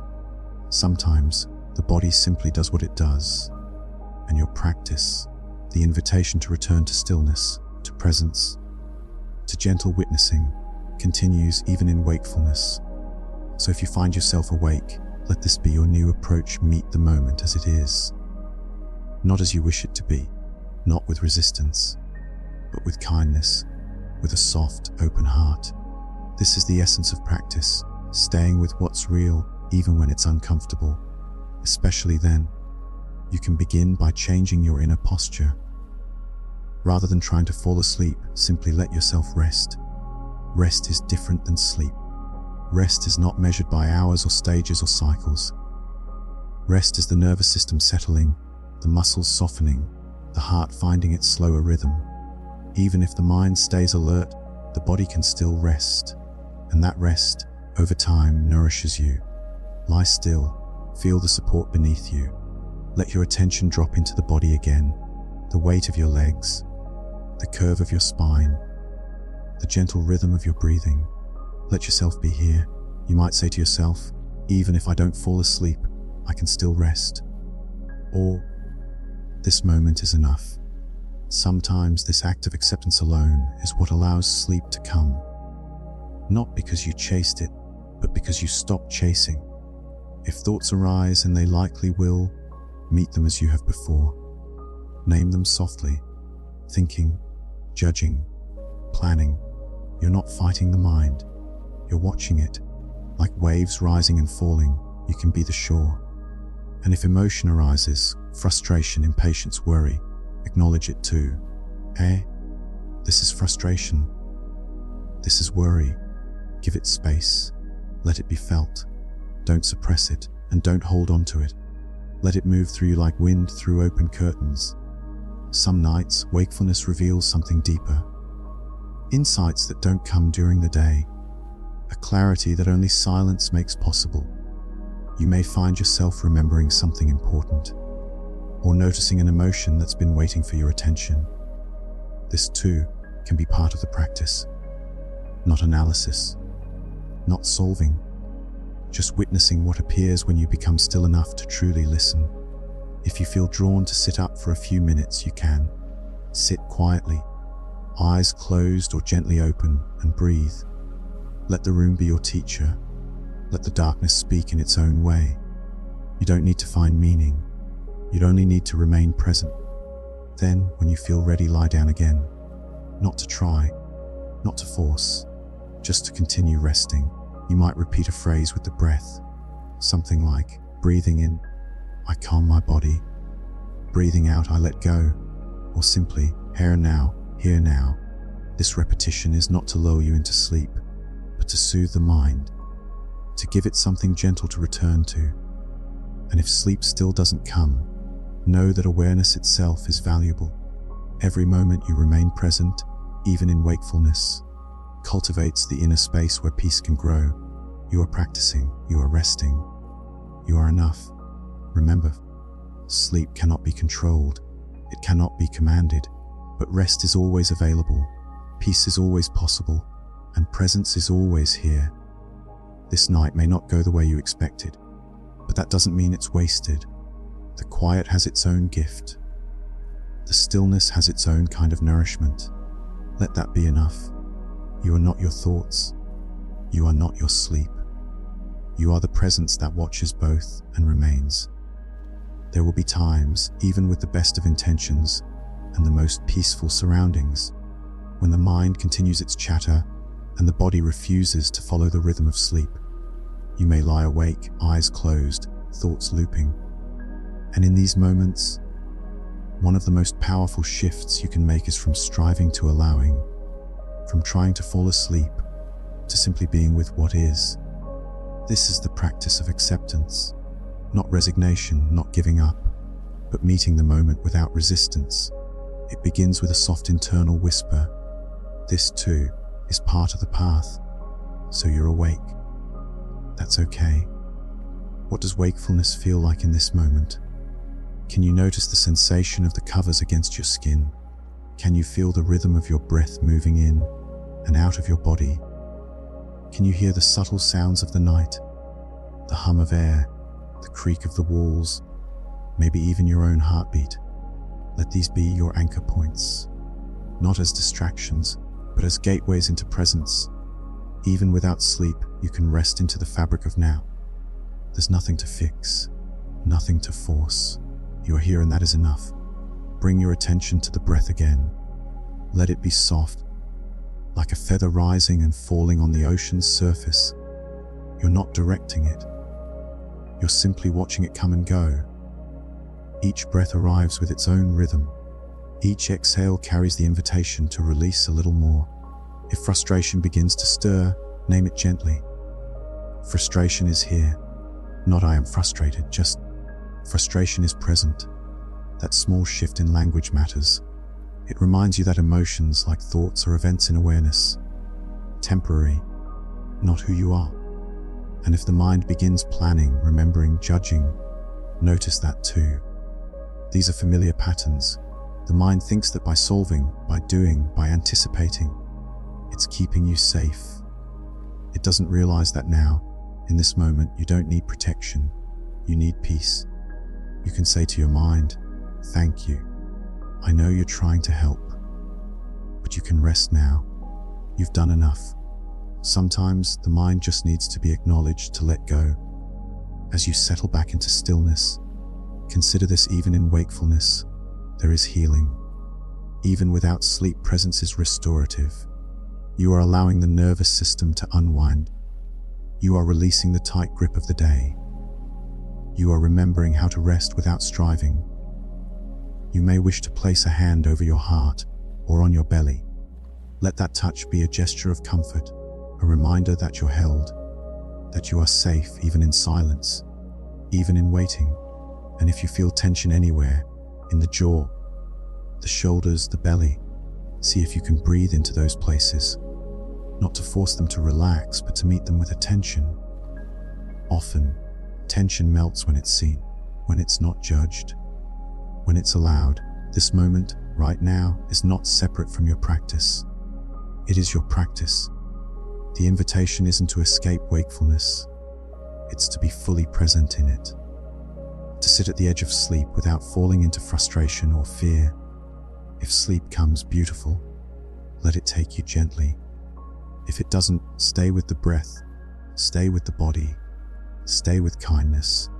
Let the night unfold without needing it to be different. This is the heart of surrender. And in that surrender, something deep inside you softens. Not because you're asleep, but because you're no longer in resistance. No longer demanding that the moment be anything other than what it is. You are not broken. You are not behind. You are exactly where you need to be. So let yourself rest, just as you are. Let the mind settle in its own time. Let the body feel safe in stillness. Sleep is not your purpose tonight. Presence is. And in presence, everything is allowed. Every breath, every thought, every pause. Let them pass like clouds across the sky of your awareness. You are the sky. The clouds are not your burden. They are just passing through. Let them drift. Let the silence deepen. Let the practice hold you. You are not your thoughts. You are the stillness that remains. When we think of obstacles to inner stillness, we often imagine external problems. Noise, interruptions, discomfort. But more often, the real challenges live inside. They rise quietly, like shadows in the mind. They're not always dramatic, but they can be persistent. And if we don't recognize them with clarity and compassion, they quietly steal our peace. The first of these is overthinking, the tireless habit of analysis and evaluation. Overthinking disguises itself as productivity.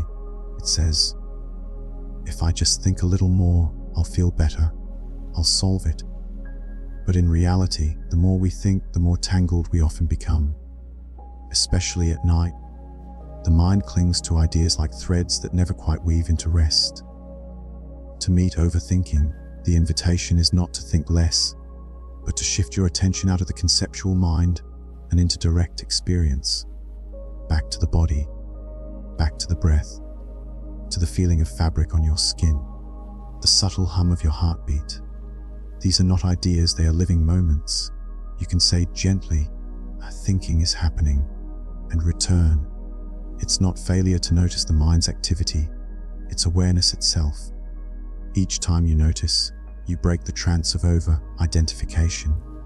You come back home. Another obstacle is emotional agitation. Sometimes it arises as anxiety, sometimes as sadness or anger.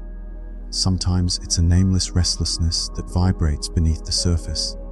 These feelings often carry a sense of urgency, a quiet insistence that something needs to be done, right now, before peace can happen. But stillness doesn't wait for perfect calm. It isn't something you earn by eliminating emotion. It begins when you turn toward what is already here, when you let the emotion rise, move, and eventually dissolve in its own time, without feeding it, without pushing it away. If anxiety is present, notice its signature in the body.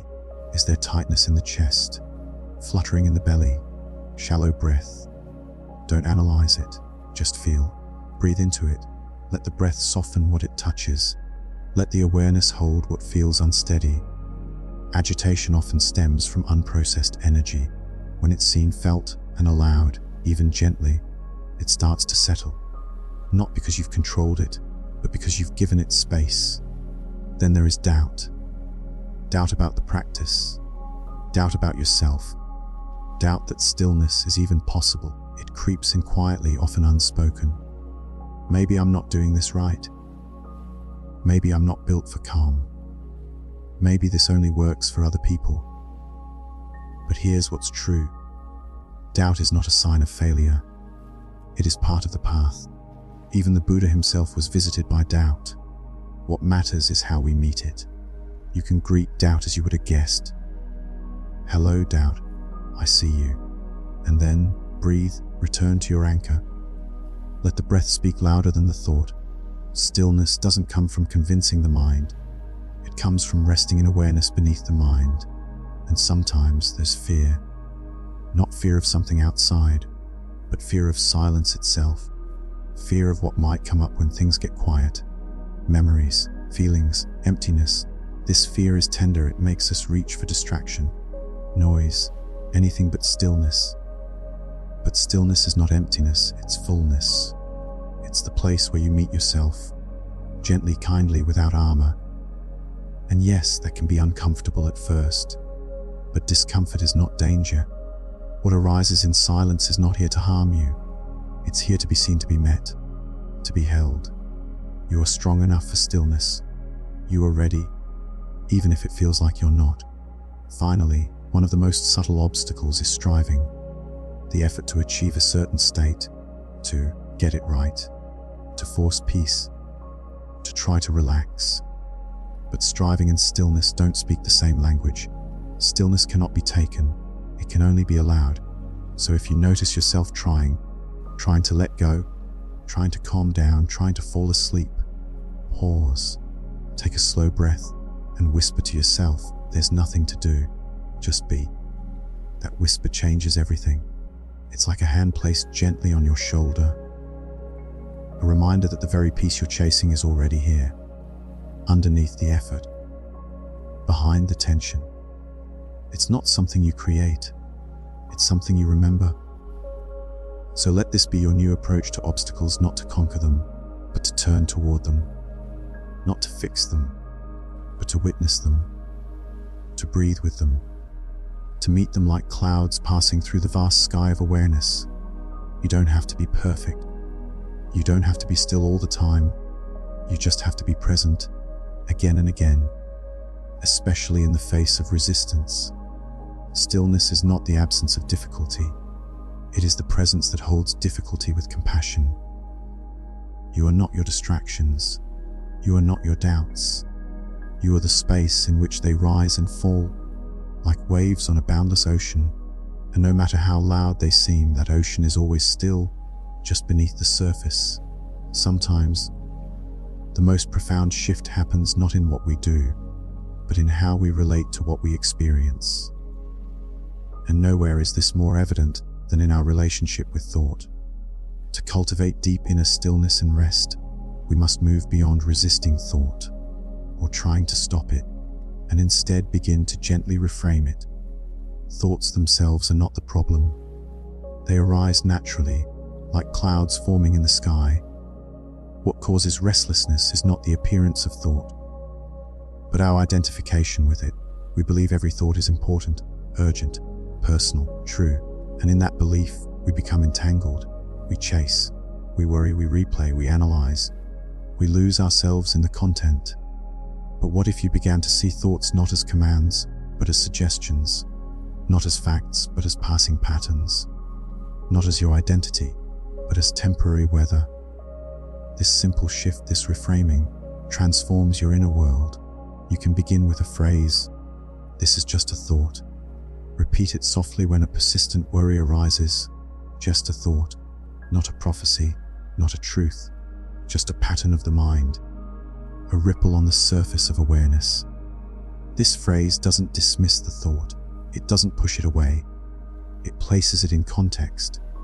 It reminds you that you have space around it. Consider how many thoughts you've had in your lifetime. Tens of thousands, maybe millions. Where are they now? Most have vanished, forgotten. At the time, they may have felt urgent, but now they're gone, like leaves carried down a river. And this current thought, too, will pass. Another helpful shift is to imagine your thoughts as voices in a theater. They take turns on stage. Some are loud, some whisper, some repeat themselves, but you are not the actors. You are the one in the audience, the quiet presence watching without needing to intervene.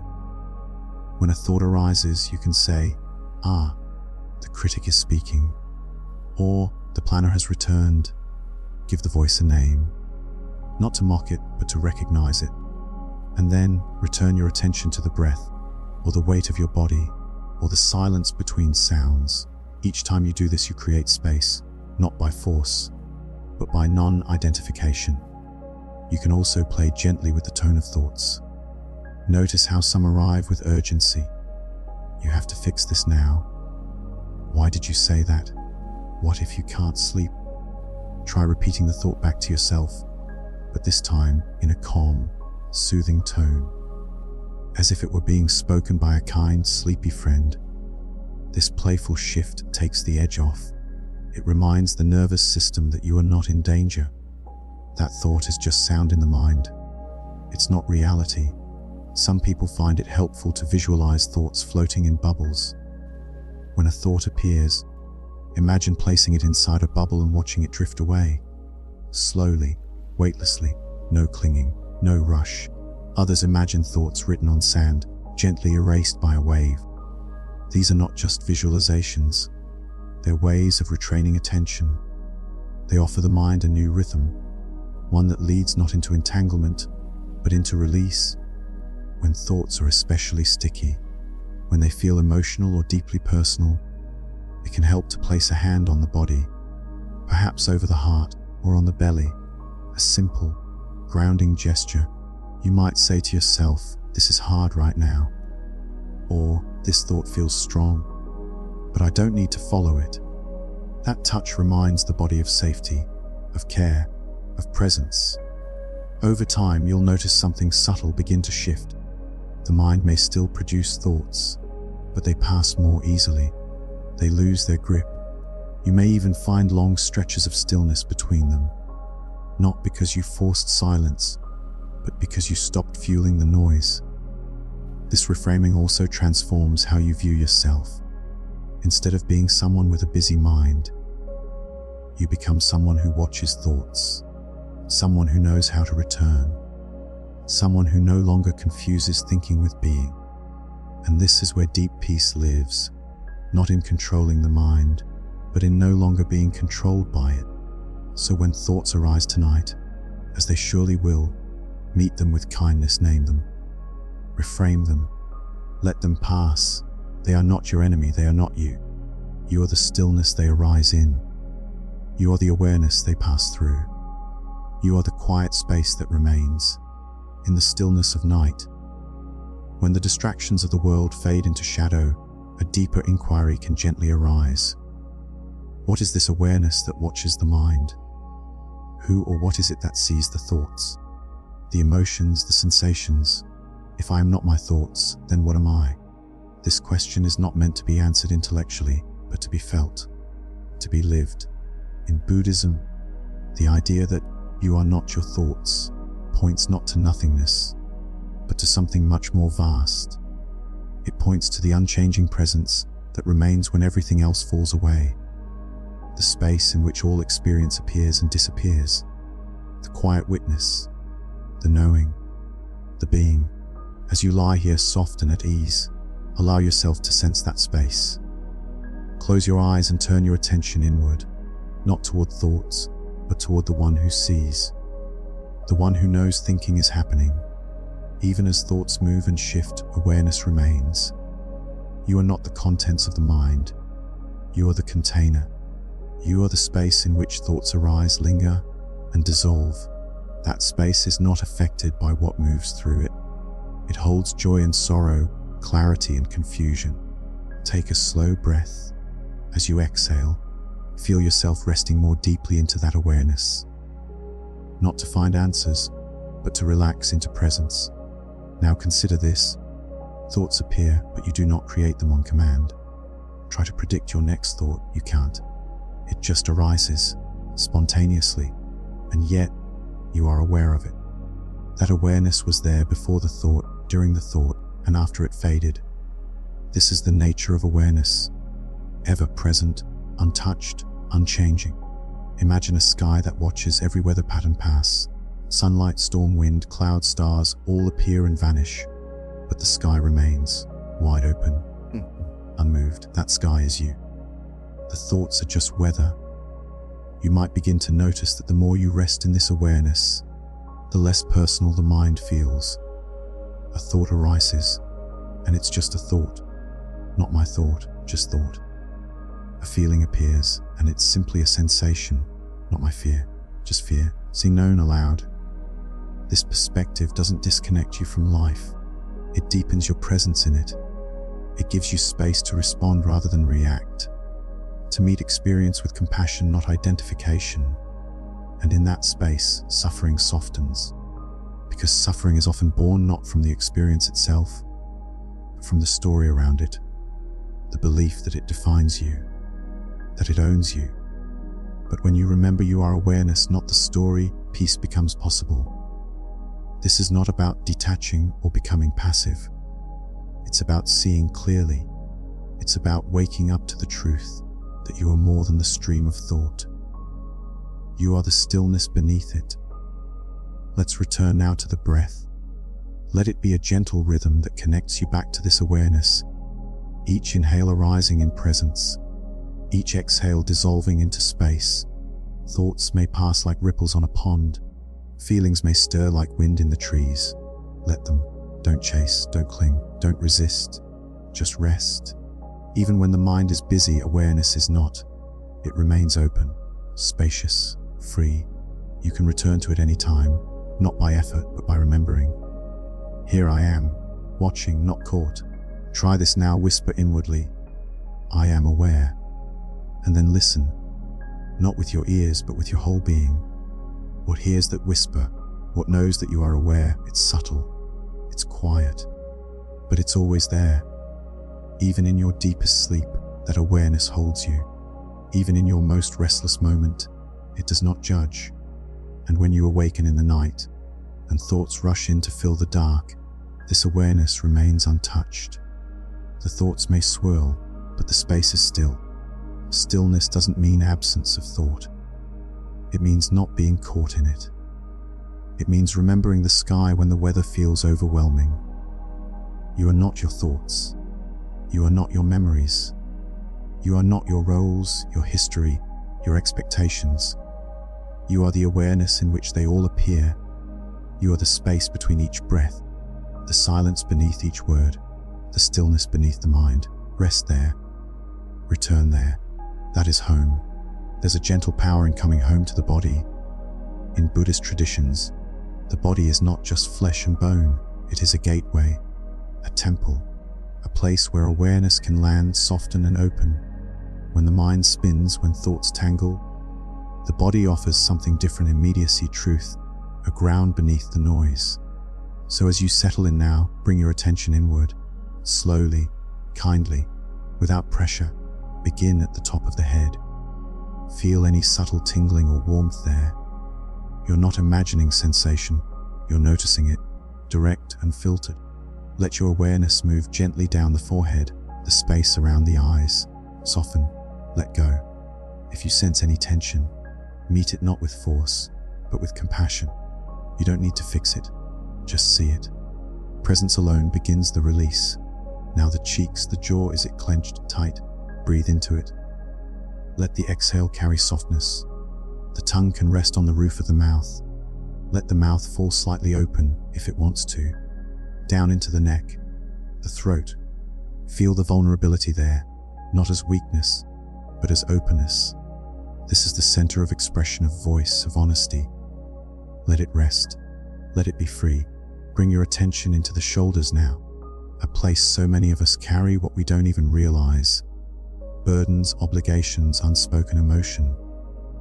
What would it be like to let them drop just a little? To let gravity take some of that weight? You don't have to hold it all tonight. Flow down through the arms, past the elbows, into the hands. Can you feel the aliveness in your palms? The subtle pulse, the quiet warmth. Awareness doesn't need loudness to be present. It notices even the softest hum. Now bring the attention to the chest. Let it be expansive, the rise and fall with each breath. The quiet rhythm that's been there since before you can remember. If there's emotion here, grief, joy, tightness, let it be. You are allowed to feel. Feeling is not interruption, it is awakening. Into the belly now. So often we grip here without knowing it. Let the breath move into this space, let it round. Let it soften. You don't need to pull in or hold up. Let the belly be exactly as it is. This is presence without resistance. Down through the hips, the pelvis, the lower back. Let it sink. Let it be held by the earth beneath you. You are supported, you are safe. The ground isn't asking anything of you. It offers its strength freely. Now through the thighs, heavy, relaxed. Through the knees, into the calves, ankles, feet. Feel the contact between your heels and the bed or the ground. Let yourself feel held, not just physically, but energetically, as if the whole planet is holding you in this moment. because it is. The body is not a barrier to peace. It is the doorway. Thoughts may continue to move in the background, like soft conversation in another room. That's okay. You don't need to shut them out. Just return to sensation, to breath, to this quiet exploration of what it's like to be, without analyzing, without labeling. You are not using the body to escape the mind. You are returning to the place where presence lives most naturally. The breath becomes your anchor, the body your temple. Each inhale reconnects you. Each exhale invites surrender. And in this state, the body begins to release more deeply. The muscles let go of the habitual holding. The nervous system slows. The heart softens its rhythm. You might even notice a sense of lightness, like the edges of the body are dissolving, as if you are not confined to skin and bones, but radiating gently into space. Let it happen. There is no boundary between your awareness and the space around you. Body and mind, breath and stillness, all resting together in quiet harmony. This is embodiment as presence, not performance, not striving, just being, just resting, just returning again and again to this living moment. And if the mind begins to drift, if thoughts grow louder, you know the path home. It's always here. It's always simple. One breath, one sensation, one soft remembering. This body is wise, this body is enough, and you, resting within it, are whole. You are not your thoughts. You are the breath moving through the body that watches them come and go. There's a moment in practice, sometimes quiet, sometimes subtle, when we realize we've stopped trying. The breath flows on its own. The mind drifts without resistance. The body softens into presence. And instead of effort, there is allowing. Instead of control, there is surrender. This moment isn't something we create. It's something we remember, a returning to our natural state. But even in this state, something else can arise: distraction, restlessness, the pull of the outside world, or the voice of the inner one.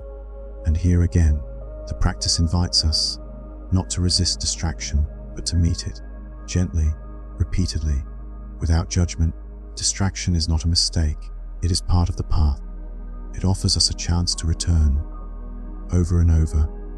Every time we notice we've drifted, we're already back. That noticing is awareness in action. So when distraction shows up tonight, maybe in the form of a sudden memory, or a to-do list, or even the urge to shift your position, pause, notice it, name it softly, distraction, and then breathe. Return to what's here. You might imagine each distraction as a bird landing on a branch. You don't chase it away. You simply let it rest, and when it's ready, it flies off.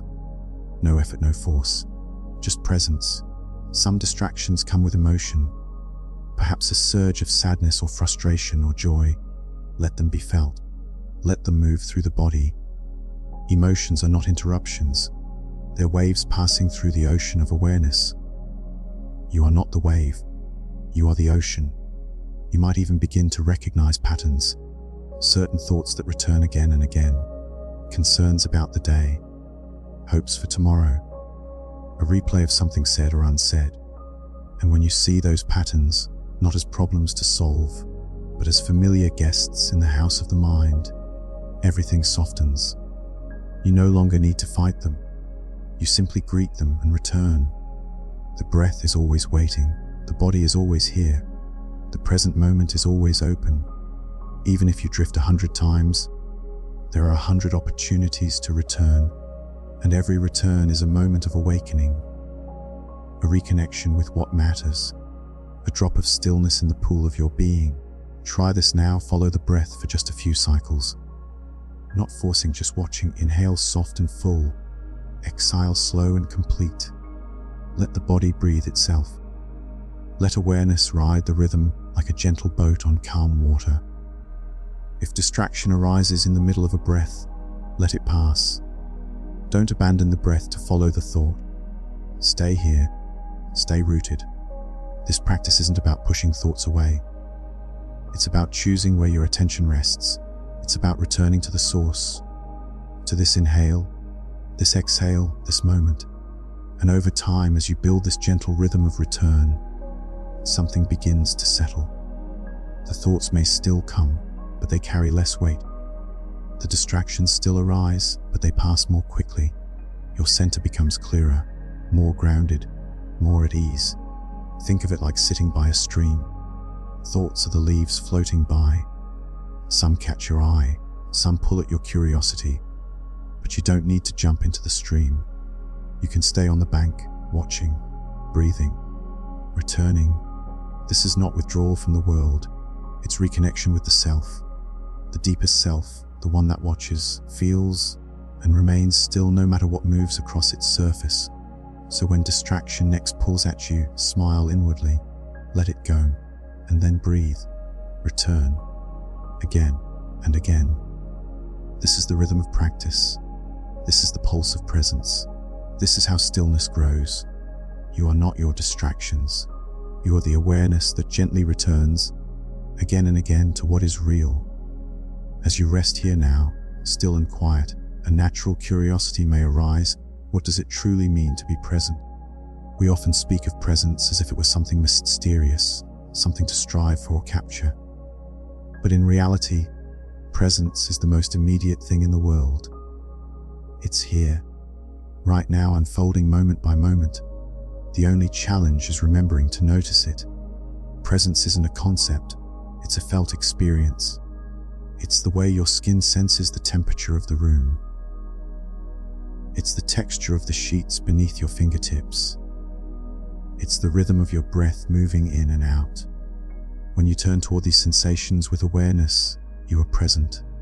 Not in your imagination, not in your thoughts, but here fully. Being present doesn't mean you won't think. It means you recognize thoughts as part of the present moment, not a place you escape to. And in that recognition, the mind begins to soften. It begins to rest, because it no longer needs to be the center of your attention. Let's try something simple now. Bring your attention to the sound of your own breathing. Don't try to change it. Just listen. Maybe you hear a gentle inhale through the nose, or the soft whoosh of an exhale through parted lips. Maybe it's quiet, maybe it's subtle. Whatever you notice is perfect. There's no goal, only awareness. Now, open your attention slightly. What else do you hear? Perhaps the distant hum of the world outside, or the creak of a floor, or even the faint sound of your heartbeat. You're not analyzing, you're receiving. This is presence. Noticing what is, without commentary. Presence can also be found in the space between sensations, the pause at the end of the breath, the silence after a sound fades. These spaces are not empty, they are full of stillness, and stillness is rich, alive, deeply nourishing.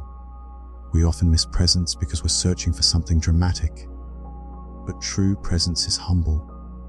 It's the quiet miracle of being here now, awake to this exact experience, whether it's a breath, a heartbeat, or a passing thought. And when you begin to rest in presence, something remarkable happens. Time slows down. The moment stretches open. You begin to notice how full life is, even in stillness, even in darkness, even in the quiet moments before sleep. Presence is where healing begins, where peace deepens, where the nervous system feels safe enough to let go. You're no longer in the past, rehashing, no longer in the future, anticipating. You are here, with yourself, with this breath, with this body. Sometimes presence feels warm and comforting, other times it can be raw, like seeing something for the first time. Either way, it's real, it's true, and it's yours. Let presence be your companion now, not something to grasp, but something to rest in. Let your awareness stay open, curious, kind, and if you find your attention drifting into thoughts about tomorrow, about the past, about sleep itself, just notice, and then return to the breath, to the sound of the air, to the feeling of your body, to what's real. This is the practice, not perfection, just returning again and again. Each return is a gift. Each return is presence. You might imagine the present moment as a wide, open field. There's space to breathe, to rest, to stretch out. There's no fence keeping you in, just sky above, earth below, and the gentle rhythm of life unfolding all around you. This is your space, your stillness, your homecoming. And the more you rest here, the more familiar it becomes, the more natural, until presence is not something you do, but who you are. Not a state to achieve, but a truth to remember. So tonight, let presence be your ground. Let it hold you. Let it carry you. Let it remind you that you don't have to go anywhere. You've already arrived. Right here, right now. You are present. You are home. You are whole. There's something powerful that happens when we shift from doing to being. We spend so much of our lives in motion, solving problems, chasing goals, navigating responsibilities, and often, even when the body is still, the mind remains busy, planning, reviewing, anticipating. But deep rest arises not from the absence of activity, but from the presence of being. From simply allowing yourself to exist without needing to manage, adjust, or control anything at all. Let's explore what it means to rest in being. Right now, you don't need to improve this moment. You don't need to change how you feel. You don't even need to try to relax. Simply let go of doing just for now. Not as a task, not as a technique, but as a return to your natural state. Imagine yourself floating, gently, in warm water. The body supported, the mind unclenched.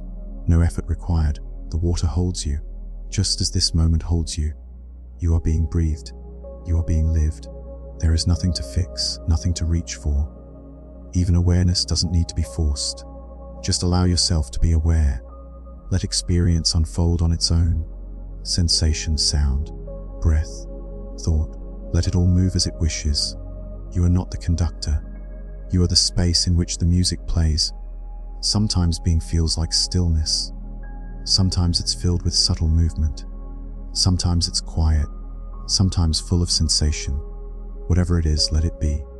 You don't need to compare it to any idea of peace or presence. This is the experience. And if the mind jumps in with judgment, am I doing this right? Or shouldn't I feel more relaxed? You can smile at the thought. Let it come. Let it go. Then gently return to being. It's like watching clouds drift across a wide blue sky. You're not chasing the clouds. You're not trying to clear the sky. You're simply resting as the sky itself open, spacious, unaffected.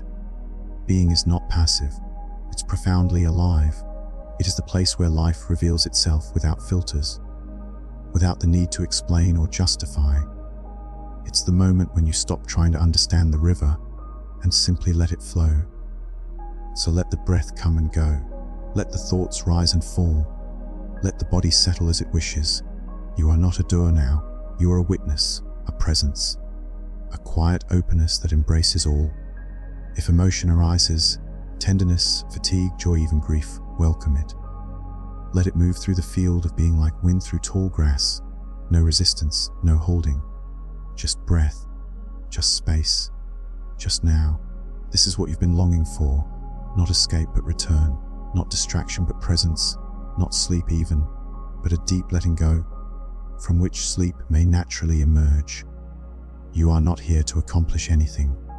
You are here to remember, to feel, to rest into the truth that you are already enough, already whole, already home. Notice the weight of your body. Notice the way it is held by the surface beneath you. That's not just physical support, it's symbolic.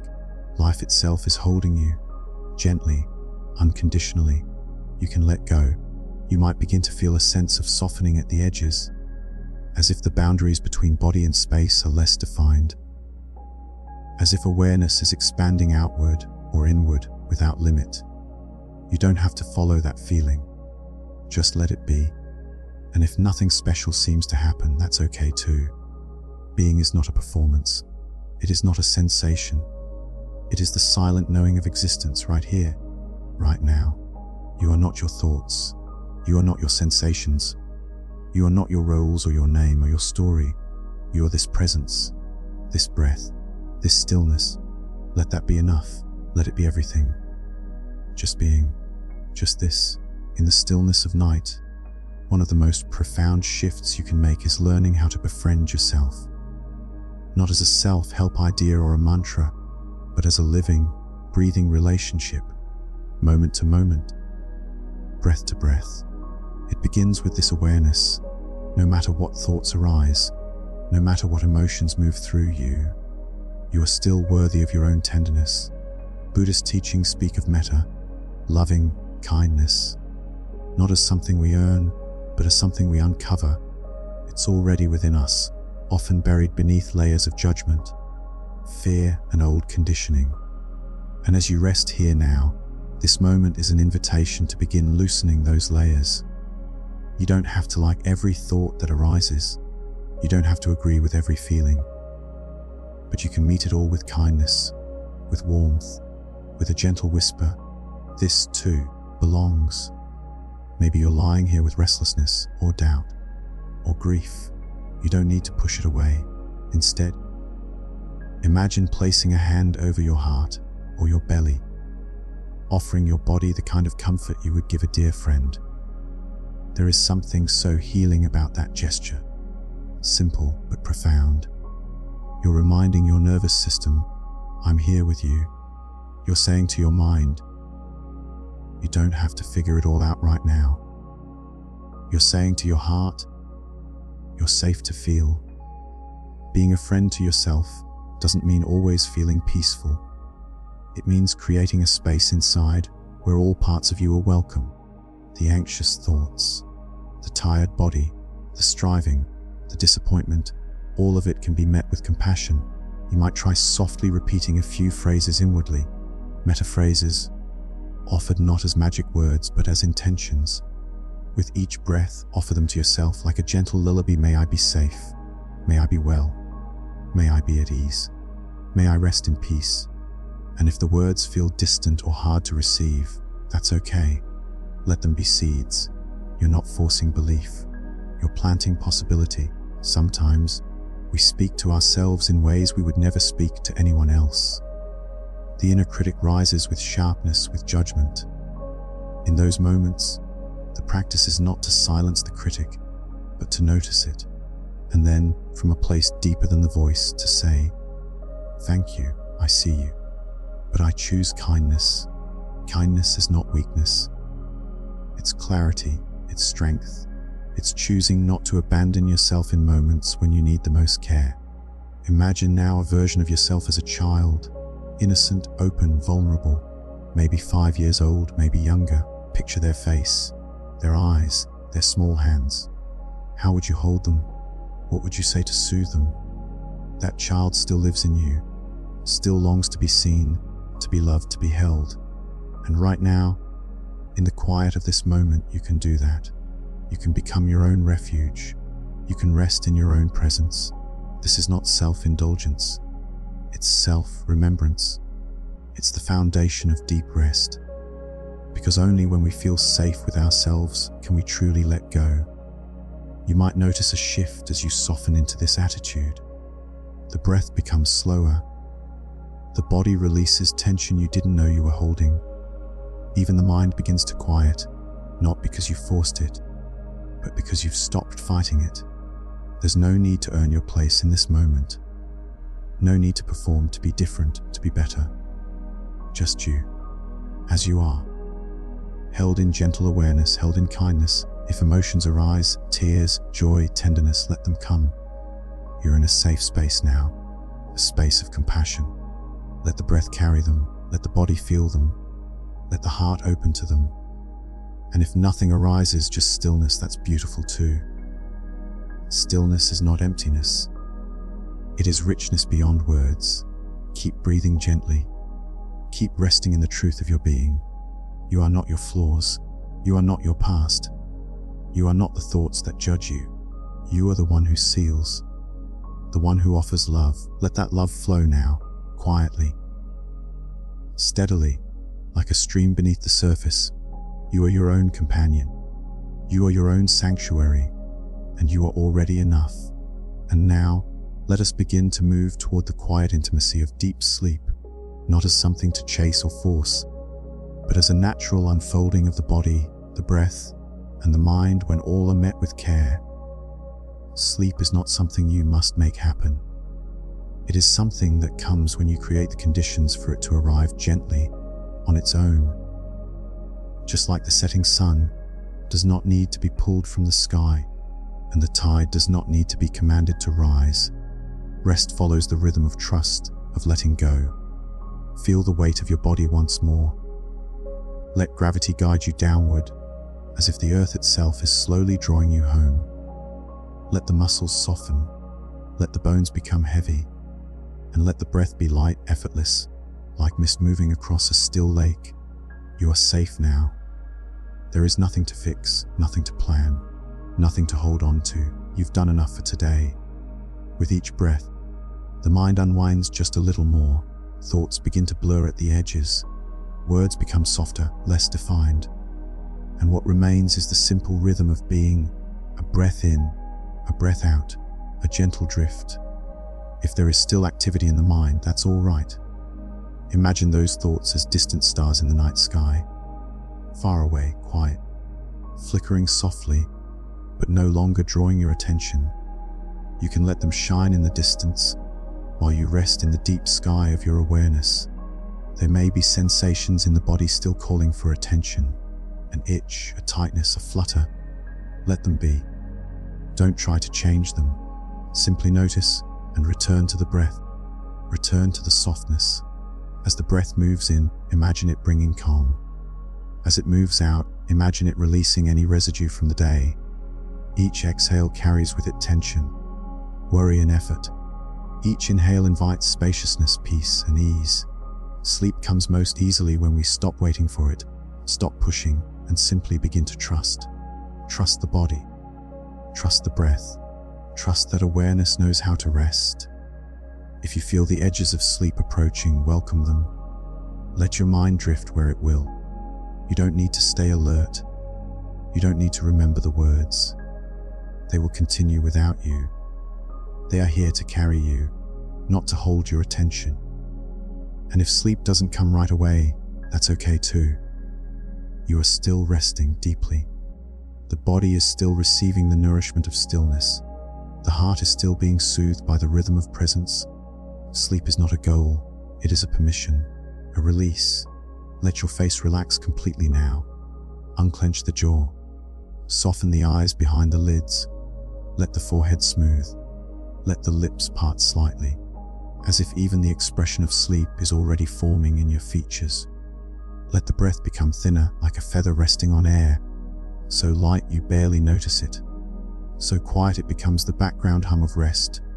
And now, imagine a warm darkness wrapping around you, not emptiness but comfort, a blanket of night holding you, rocking you, whispering it's time to rest. It's safe to rest. You may let go now. Let go of your name. Let go of your roles. Let go of every question you've asked and every answer you've tried to find. You are not your thoughts. You are not your waking mind. You are the quiet beneath them. You are the space that sleep enters. And as sleep begins to weave its way through your limbs, through your chest, through the very center of your being, let it have you. Fully, freely. You are not alone here. You are not lost. You are exactly where you need to be. And sleep is near. As you lie here, close to the edge of dreams, let everything become even softer. There is no need to reach for rest. Just allow it to arrive quietly, like a breeze at dusk. The body already knows the way. The mind, though often busy, begins to understand the rhythm now, the gentle falling away from thought, from form, from doing. With each breath, let your sense of identity blur just a little. You're not disappearing. You're dissolving into something more spacious, more peaceful. The self that's been managing and planning, remembering and anticipating, now sets down its tools and steps back into the quiet. Imagine yourself in a vast, open field beneath a night sky, no walls, no edges, only stars above and the earth below. You're lying on soft grass, listening to the hush of the world around you. There's no sound but the wind, no light but the glow of the moon, no task but to rest. Nothing needs your attention now. Nothing needs to be solved. The world can wait. This is your sacred pause. A return to stillness, to silence, to sleep. Feel the support beneath you, how fully it meets your body. Let your shoulders drop just a little more. Let your arms grow heavier. Let the spine relax its vigilance. Let the belly rise and fall without effort. There's nowhere to go but deeper into now.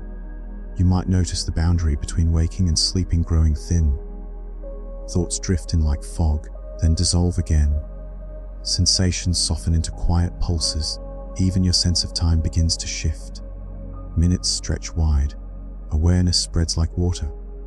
And if part of your mind still watches, still stays alert, offer that part a gentle permission.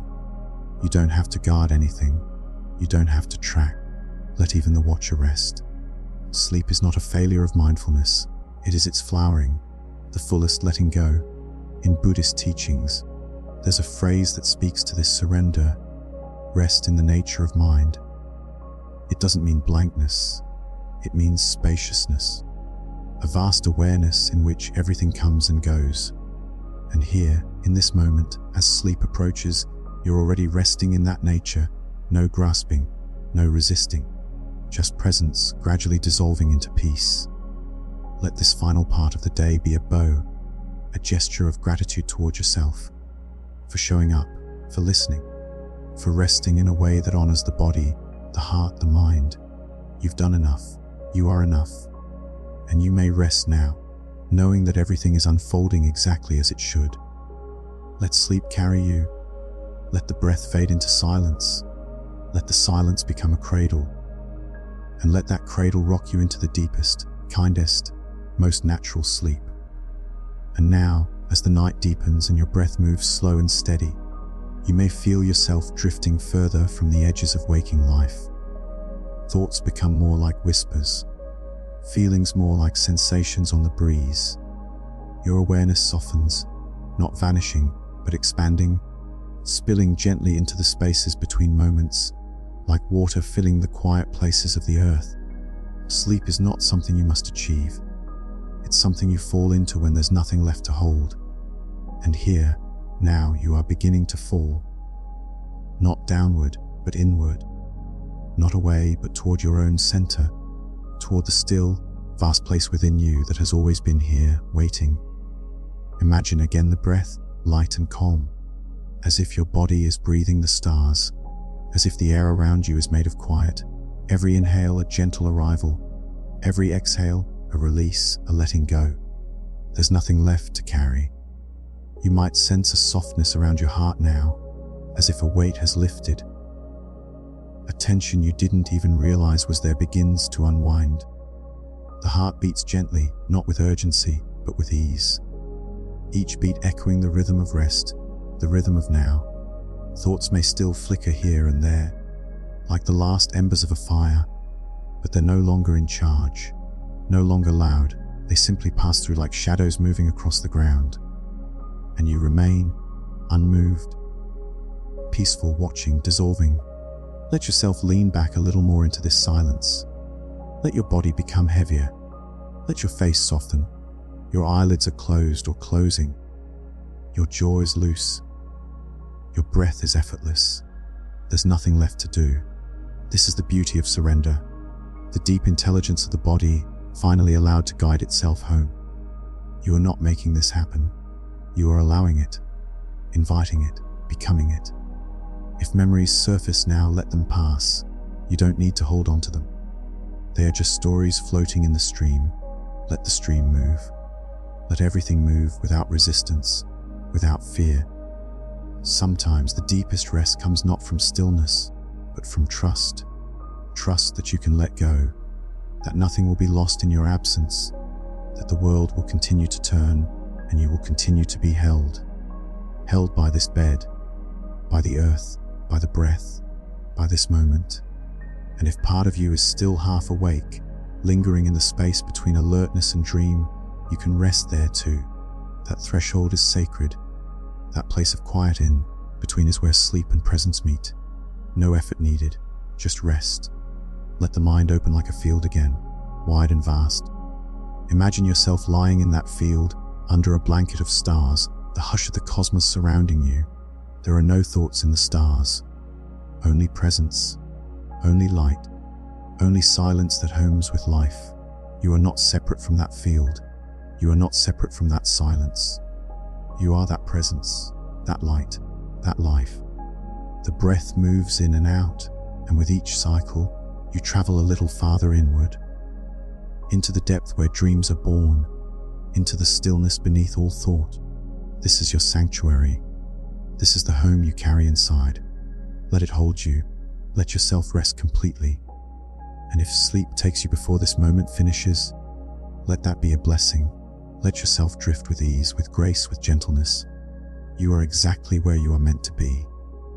Safe, whole, held in stillness, held in peace, held in sleep.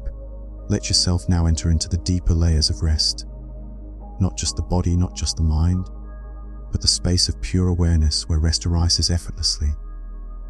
Where sleep begins not as a break from life, but as a gentle return to it. As you continue to breathe slowly, calmly, feel how your body becomes more distant, not in a disconnected way, but like a raft gently drifting from the shore. You know it's there. You know you are held, but your focus begins to soften. Awareness begins to settle even more deeply. You are no longer reaching for quiet. You are becoming quiet. The kind that wraps itself around you like twilight, like a lullaby without words. In Buddhist teaching, there is a term, Nirodha. It speaks of cessation, not in the sense of an end, but a peace beyond striving. A stillness so complete that the winds of thought, desire, and effort simply fall away, and what remains is presence, spacious, open, unclinging. That's where you are now. You may notice a deep calm, like a vast ocean beneath the surface. This is not something you created. It was always here. You simply had to stop stirring the surface to notice the depth. And now, in this moment, you feel it. A fullness in the emptiness, a comfort without shape. And if sleep hasn't fully come yet, that's perfectly okay.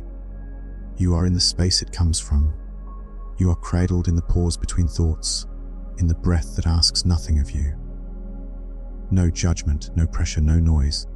Let your attention continue to widen or narrow as it naturally does. Let the edges of everything blur.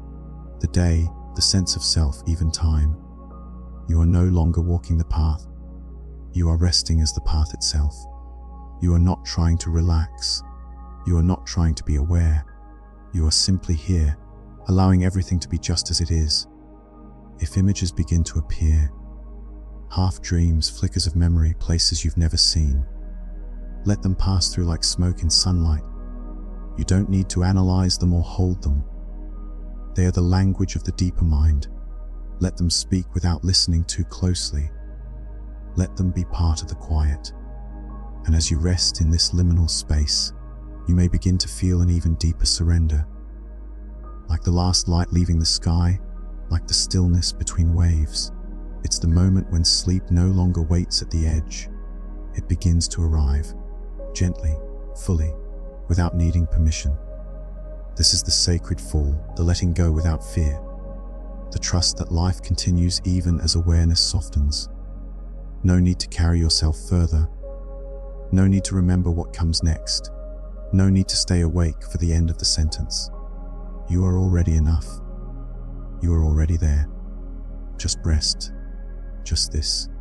Now, with your breath continuing in its soft, steady rhythm, you may notice how far you've come. From the waking world of thoughts and effort into this calm sanctuary of presence. The pace of everything has slowed. The tension has melted. The striving has dissolved. And here you are, simply being. There is a subtle beauty in this level of quiet. This moment where even silence seems to hum with gentleness. No pressure, no direction. Just the pure experience of now, cradled in stillness. And with each breath it deepens. Like a wave receding into the ocean, you draw further inward, gently leaving behind the shore of awareness. If you feel sensations now, tingles, pulses, the warmth of the blanket, or the coolness of air across your skin, Let them be part of the tapestry of your rest. No need to focus or analyze. Just feel them as if you're floating in a dream, watching colors blend, emotions soften, thoughts drift. You are entering that sacred space where sleep is not separate from you, but part of your very nature. It rises not from the mind, but from the heart of stillness, a heart that has been waiting all day for the chance to simply be. Even as your conscious awareness fades, something in you remains aware, not the usual thinking mind, but a deeper presence, a witnessing that doesn't judge or interpret. It simply rests, open and clear, like a moon reflected on a lake. You are not the surface of that water stirred by every ripple. You are the depth beneath it, unshaken, quiet, alive in stillness. And now, imagine that with each exhale, a little more of your day slips away, not as loss, but as release. The body releases the need to do. The mind releases the need to know. The heart releases the need to protect. You are safe here, completely safe. There is nothing to fear in this space, nothing to fix, no one to impress, nothing left undone, only the truth of now. And as sleep continues its approach, gentle, inevitable, you can feel how right it is to let go, how natural it is to rest, just as the sun sets without effort, just as the moon rises in silence, just as a flower closes its petals for the night. So too do you close your eyes, not in resistance to the world, but in union with it. The dark is not absence, but invitation. The stillness is not emptiness, but fullness. And the dream that waits just beyond this moment is not a distraction, but a return. A return to yourself, a return to the quiet center of being. The teachings say, you are not the thought, you are the knowing of the thought. You are not the breath, you are the stillness in which breath moves.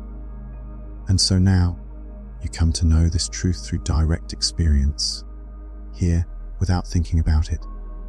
Here, without needing to believe it. Here, because you feel it in your bones, in your breath, in your silence. Sleep may already be wrapping itself around you, or it may be moments away. Either way, you are doing nothing wrong. You are exactly where you need to be. Just breathe, just float, just trust. You are not your thoughts, you are the one who sees, and the one who sees is finally home. Let yourself continue to sink into this warm and sacred quiet. The breath now is almost imperceptible, like a tide that moves with the gentlest rhythm, needing no direction. Your body feels more distant, more weightless, as though it has become one with the bed beneath you, or with the earth itself. You are not holding it up, it is holding you. There is nowhere else to be, no further to go, no more to understand. You are now in the heart of rest, and everything else, the chatter, the striving, the resistance, has melted away. If a thought arises, notice how it floats. It doesn't anchor you anymore. It doesn't pull or push. It's just passing through, like a cloud in a windless sky. Let it pass and return to the quiet beneath it. Feel again the comfort of not needing to do anything. You are not meditating. You are not listening. You are simply existing in this safe and nurturing moment.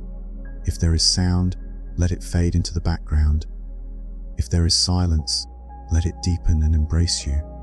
Even time feels different here, stretched, slow, soft around the edges. There is no urgency, no ticking clock, just an endless unfolding of rest.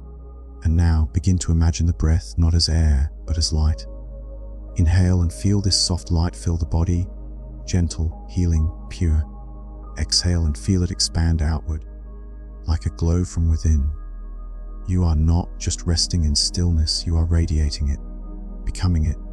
This light is not something you create, it has always been inside you. Sleep is just its doorway, stillness is its path, and trust, deep, quiet trust, is what allows it to emerge. With every exhale, your sense of separation grows thinner. You are no longer just a person lying in a room. You are the room, the air, the quiet, the vastness that contains it all. Let your inner voice now fade, not forced, not silenced, just naturally dissolving, like dusk becoming night, like music ending without a final note, but with a breath, The body now is completely still. The mind has softened, and the awareness that remains is vast, spacious, untouched. Not asleep, not awake, but deeply at peace. If you still hear these words, let them be like ripples on a lake that's already calm. If you no longer hear them, let that be perfect too. You are entering a sleep that asks nothing of you. It holds no demand. It promises no reward. It simply offers refuge, a return to the source, a homecoming to your true self. Let the breath continue slower now, softer still. Let the heart beat gently in its rhythm of peace. Let the body rest as if it has always known how to let go, because it has. And as you surrender, feel a subtle smile behind the breath, behind the stillness. Not one you show, but one that exists deep within. The kind that needs no reason. The smile of being. The smile of rest. You are not your thoughts. You are not your fears. You are not even your body in this moment. You are the space in which all of this gently fades. You are awareness, and awareness is at peace. Rest here. Stay as long as you need. And let sleep, when it comes, be the most natural thing in the world. Let yourself drift, not with effort, but with ease. Carried on the currents of this quiet, timeless moment. There is nothing more to think about, nothing to prepare for. Everything has been placed down. You are no longer holding the day. It has passed behind you like a fading echo, like a story already told.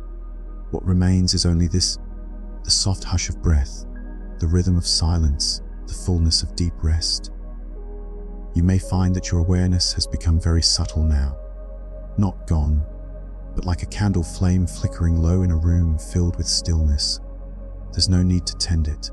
Just let it glow faintly or gently dim, as it will.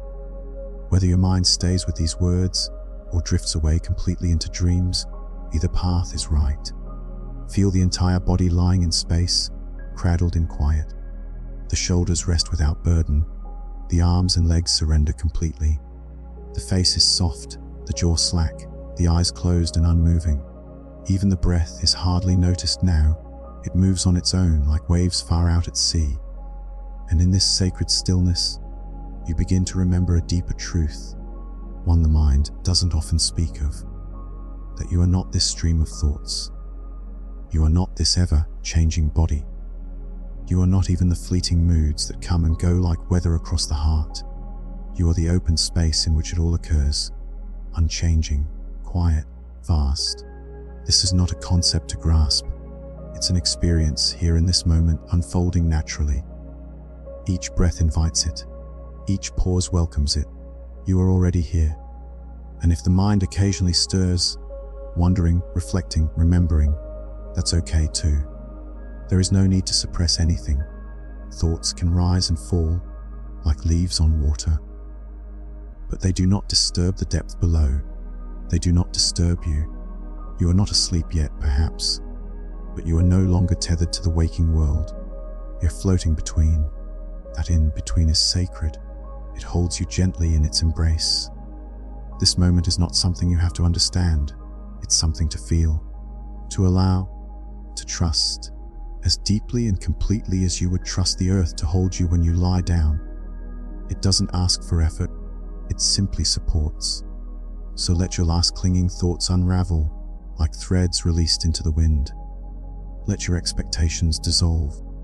Let the warmth of stillness wrap around you like the softest blanket. If a sense of quiet joy arises, something without cause or condition, welcome it. That joy is your natural state. It emerges not from doing, but from being, not from chasing, but from resting, from knowing in your bones that you are safe, that you are whole, that you are loved. There is no ending to this moment, no need to rush to dreams or even to sleep. The state you're in now, between thought and no thought, between wakefulness and sleep, is the threshold of pure presence. Let yourself linger here, be held here, float here. Each breath is a wave, each breath is a door, and you, without effort, are passing through. You are home, you are peace, you are stillness. Let sleep come, let the world fade. Let yourself rest completely. Even now, as everything continues to soften, you may notice how the boundary between thought and awareness grows more delicate, like mist gently dissolving into the sky. This is a sacred state, not quite dreaming, not fully waking, but completely whole. There is a purity here that words can only point toward. It's not something you chase, it's something you welcome. Let every muscle now be at rest. Let the breath be slow, smooth, and easy, rising and falling like the gentle sway of branches in a breeze. With each breath out, feel more space open within. Not a void, but a warm spaciousness that embraces you from within and all around. And notice how, in this deep quiet, nothing feels urgent. You don't need to fix anything, finish anything, or even understand what's happening. You are simply here, floating in the richness of now, in the stillness that lies beneath all sound, the calm that remains when doing stops. As you lie here, imagine yourself surrounded by a soft, radiant field of peace. It has no edges. It doesn't come from outside you. It is you. This field knows how to rest, how to restore, how to return. You're not entering it. You're remembering it. Sleep may be arriving slowly, like a tide drawing gently inward, or it may have already wrapped around you without notice. Either way, trust its rhythm. Sleep is not an escape. It's a return to clarity, to presence. There's a line from the teachings that whispers, "Be like the earth, still and undisturbed, yet supporting all life." That is you now, still yet full, quiet yet deeply alive. Feel how the heart has slowed. Feel how the breath barely needs you. This body, this moment, this stillness, they are perfectly synchronized. There is no doing, only being. And if the mind flickers, let it be. Don't try to still it. Don't try to change it. Just notice that you are not the flicker. You are the space it flickers within. You are not the passing cloud. You are the sky. Let everything settle a little more now. Let yourself descend another layer deeper, where even thoughts dissolve into feelings, and feelings dissolve into silence. That silence is not empty, it's rich with rest, heavy with peace. Nothing is required of you, nothing at all. Just lie here, just be, just breathe. And if sleep takes you mid-sentence, let it. If dreams begin to rise, let them form. If there's only darkness behind the eyes, let it stretch and widen, welcoming you like night welcomes stars. You have come far enough. You have listened deeply. You have opened, and now you receive the gift of quiet, the gift of deep, healing sleep. You are not alone. You are not broken. You are not your thoughts. You are awareness itself. You are the stillness that holds everything. So rest in that truth now, fully, quietly, lovingly.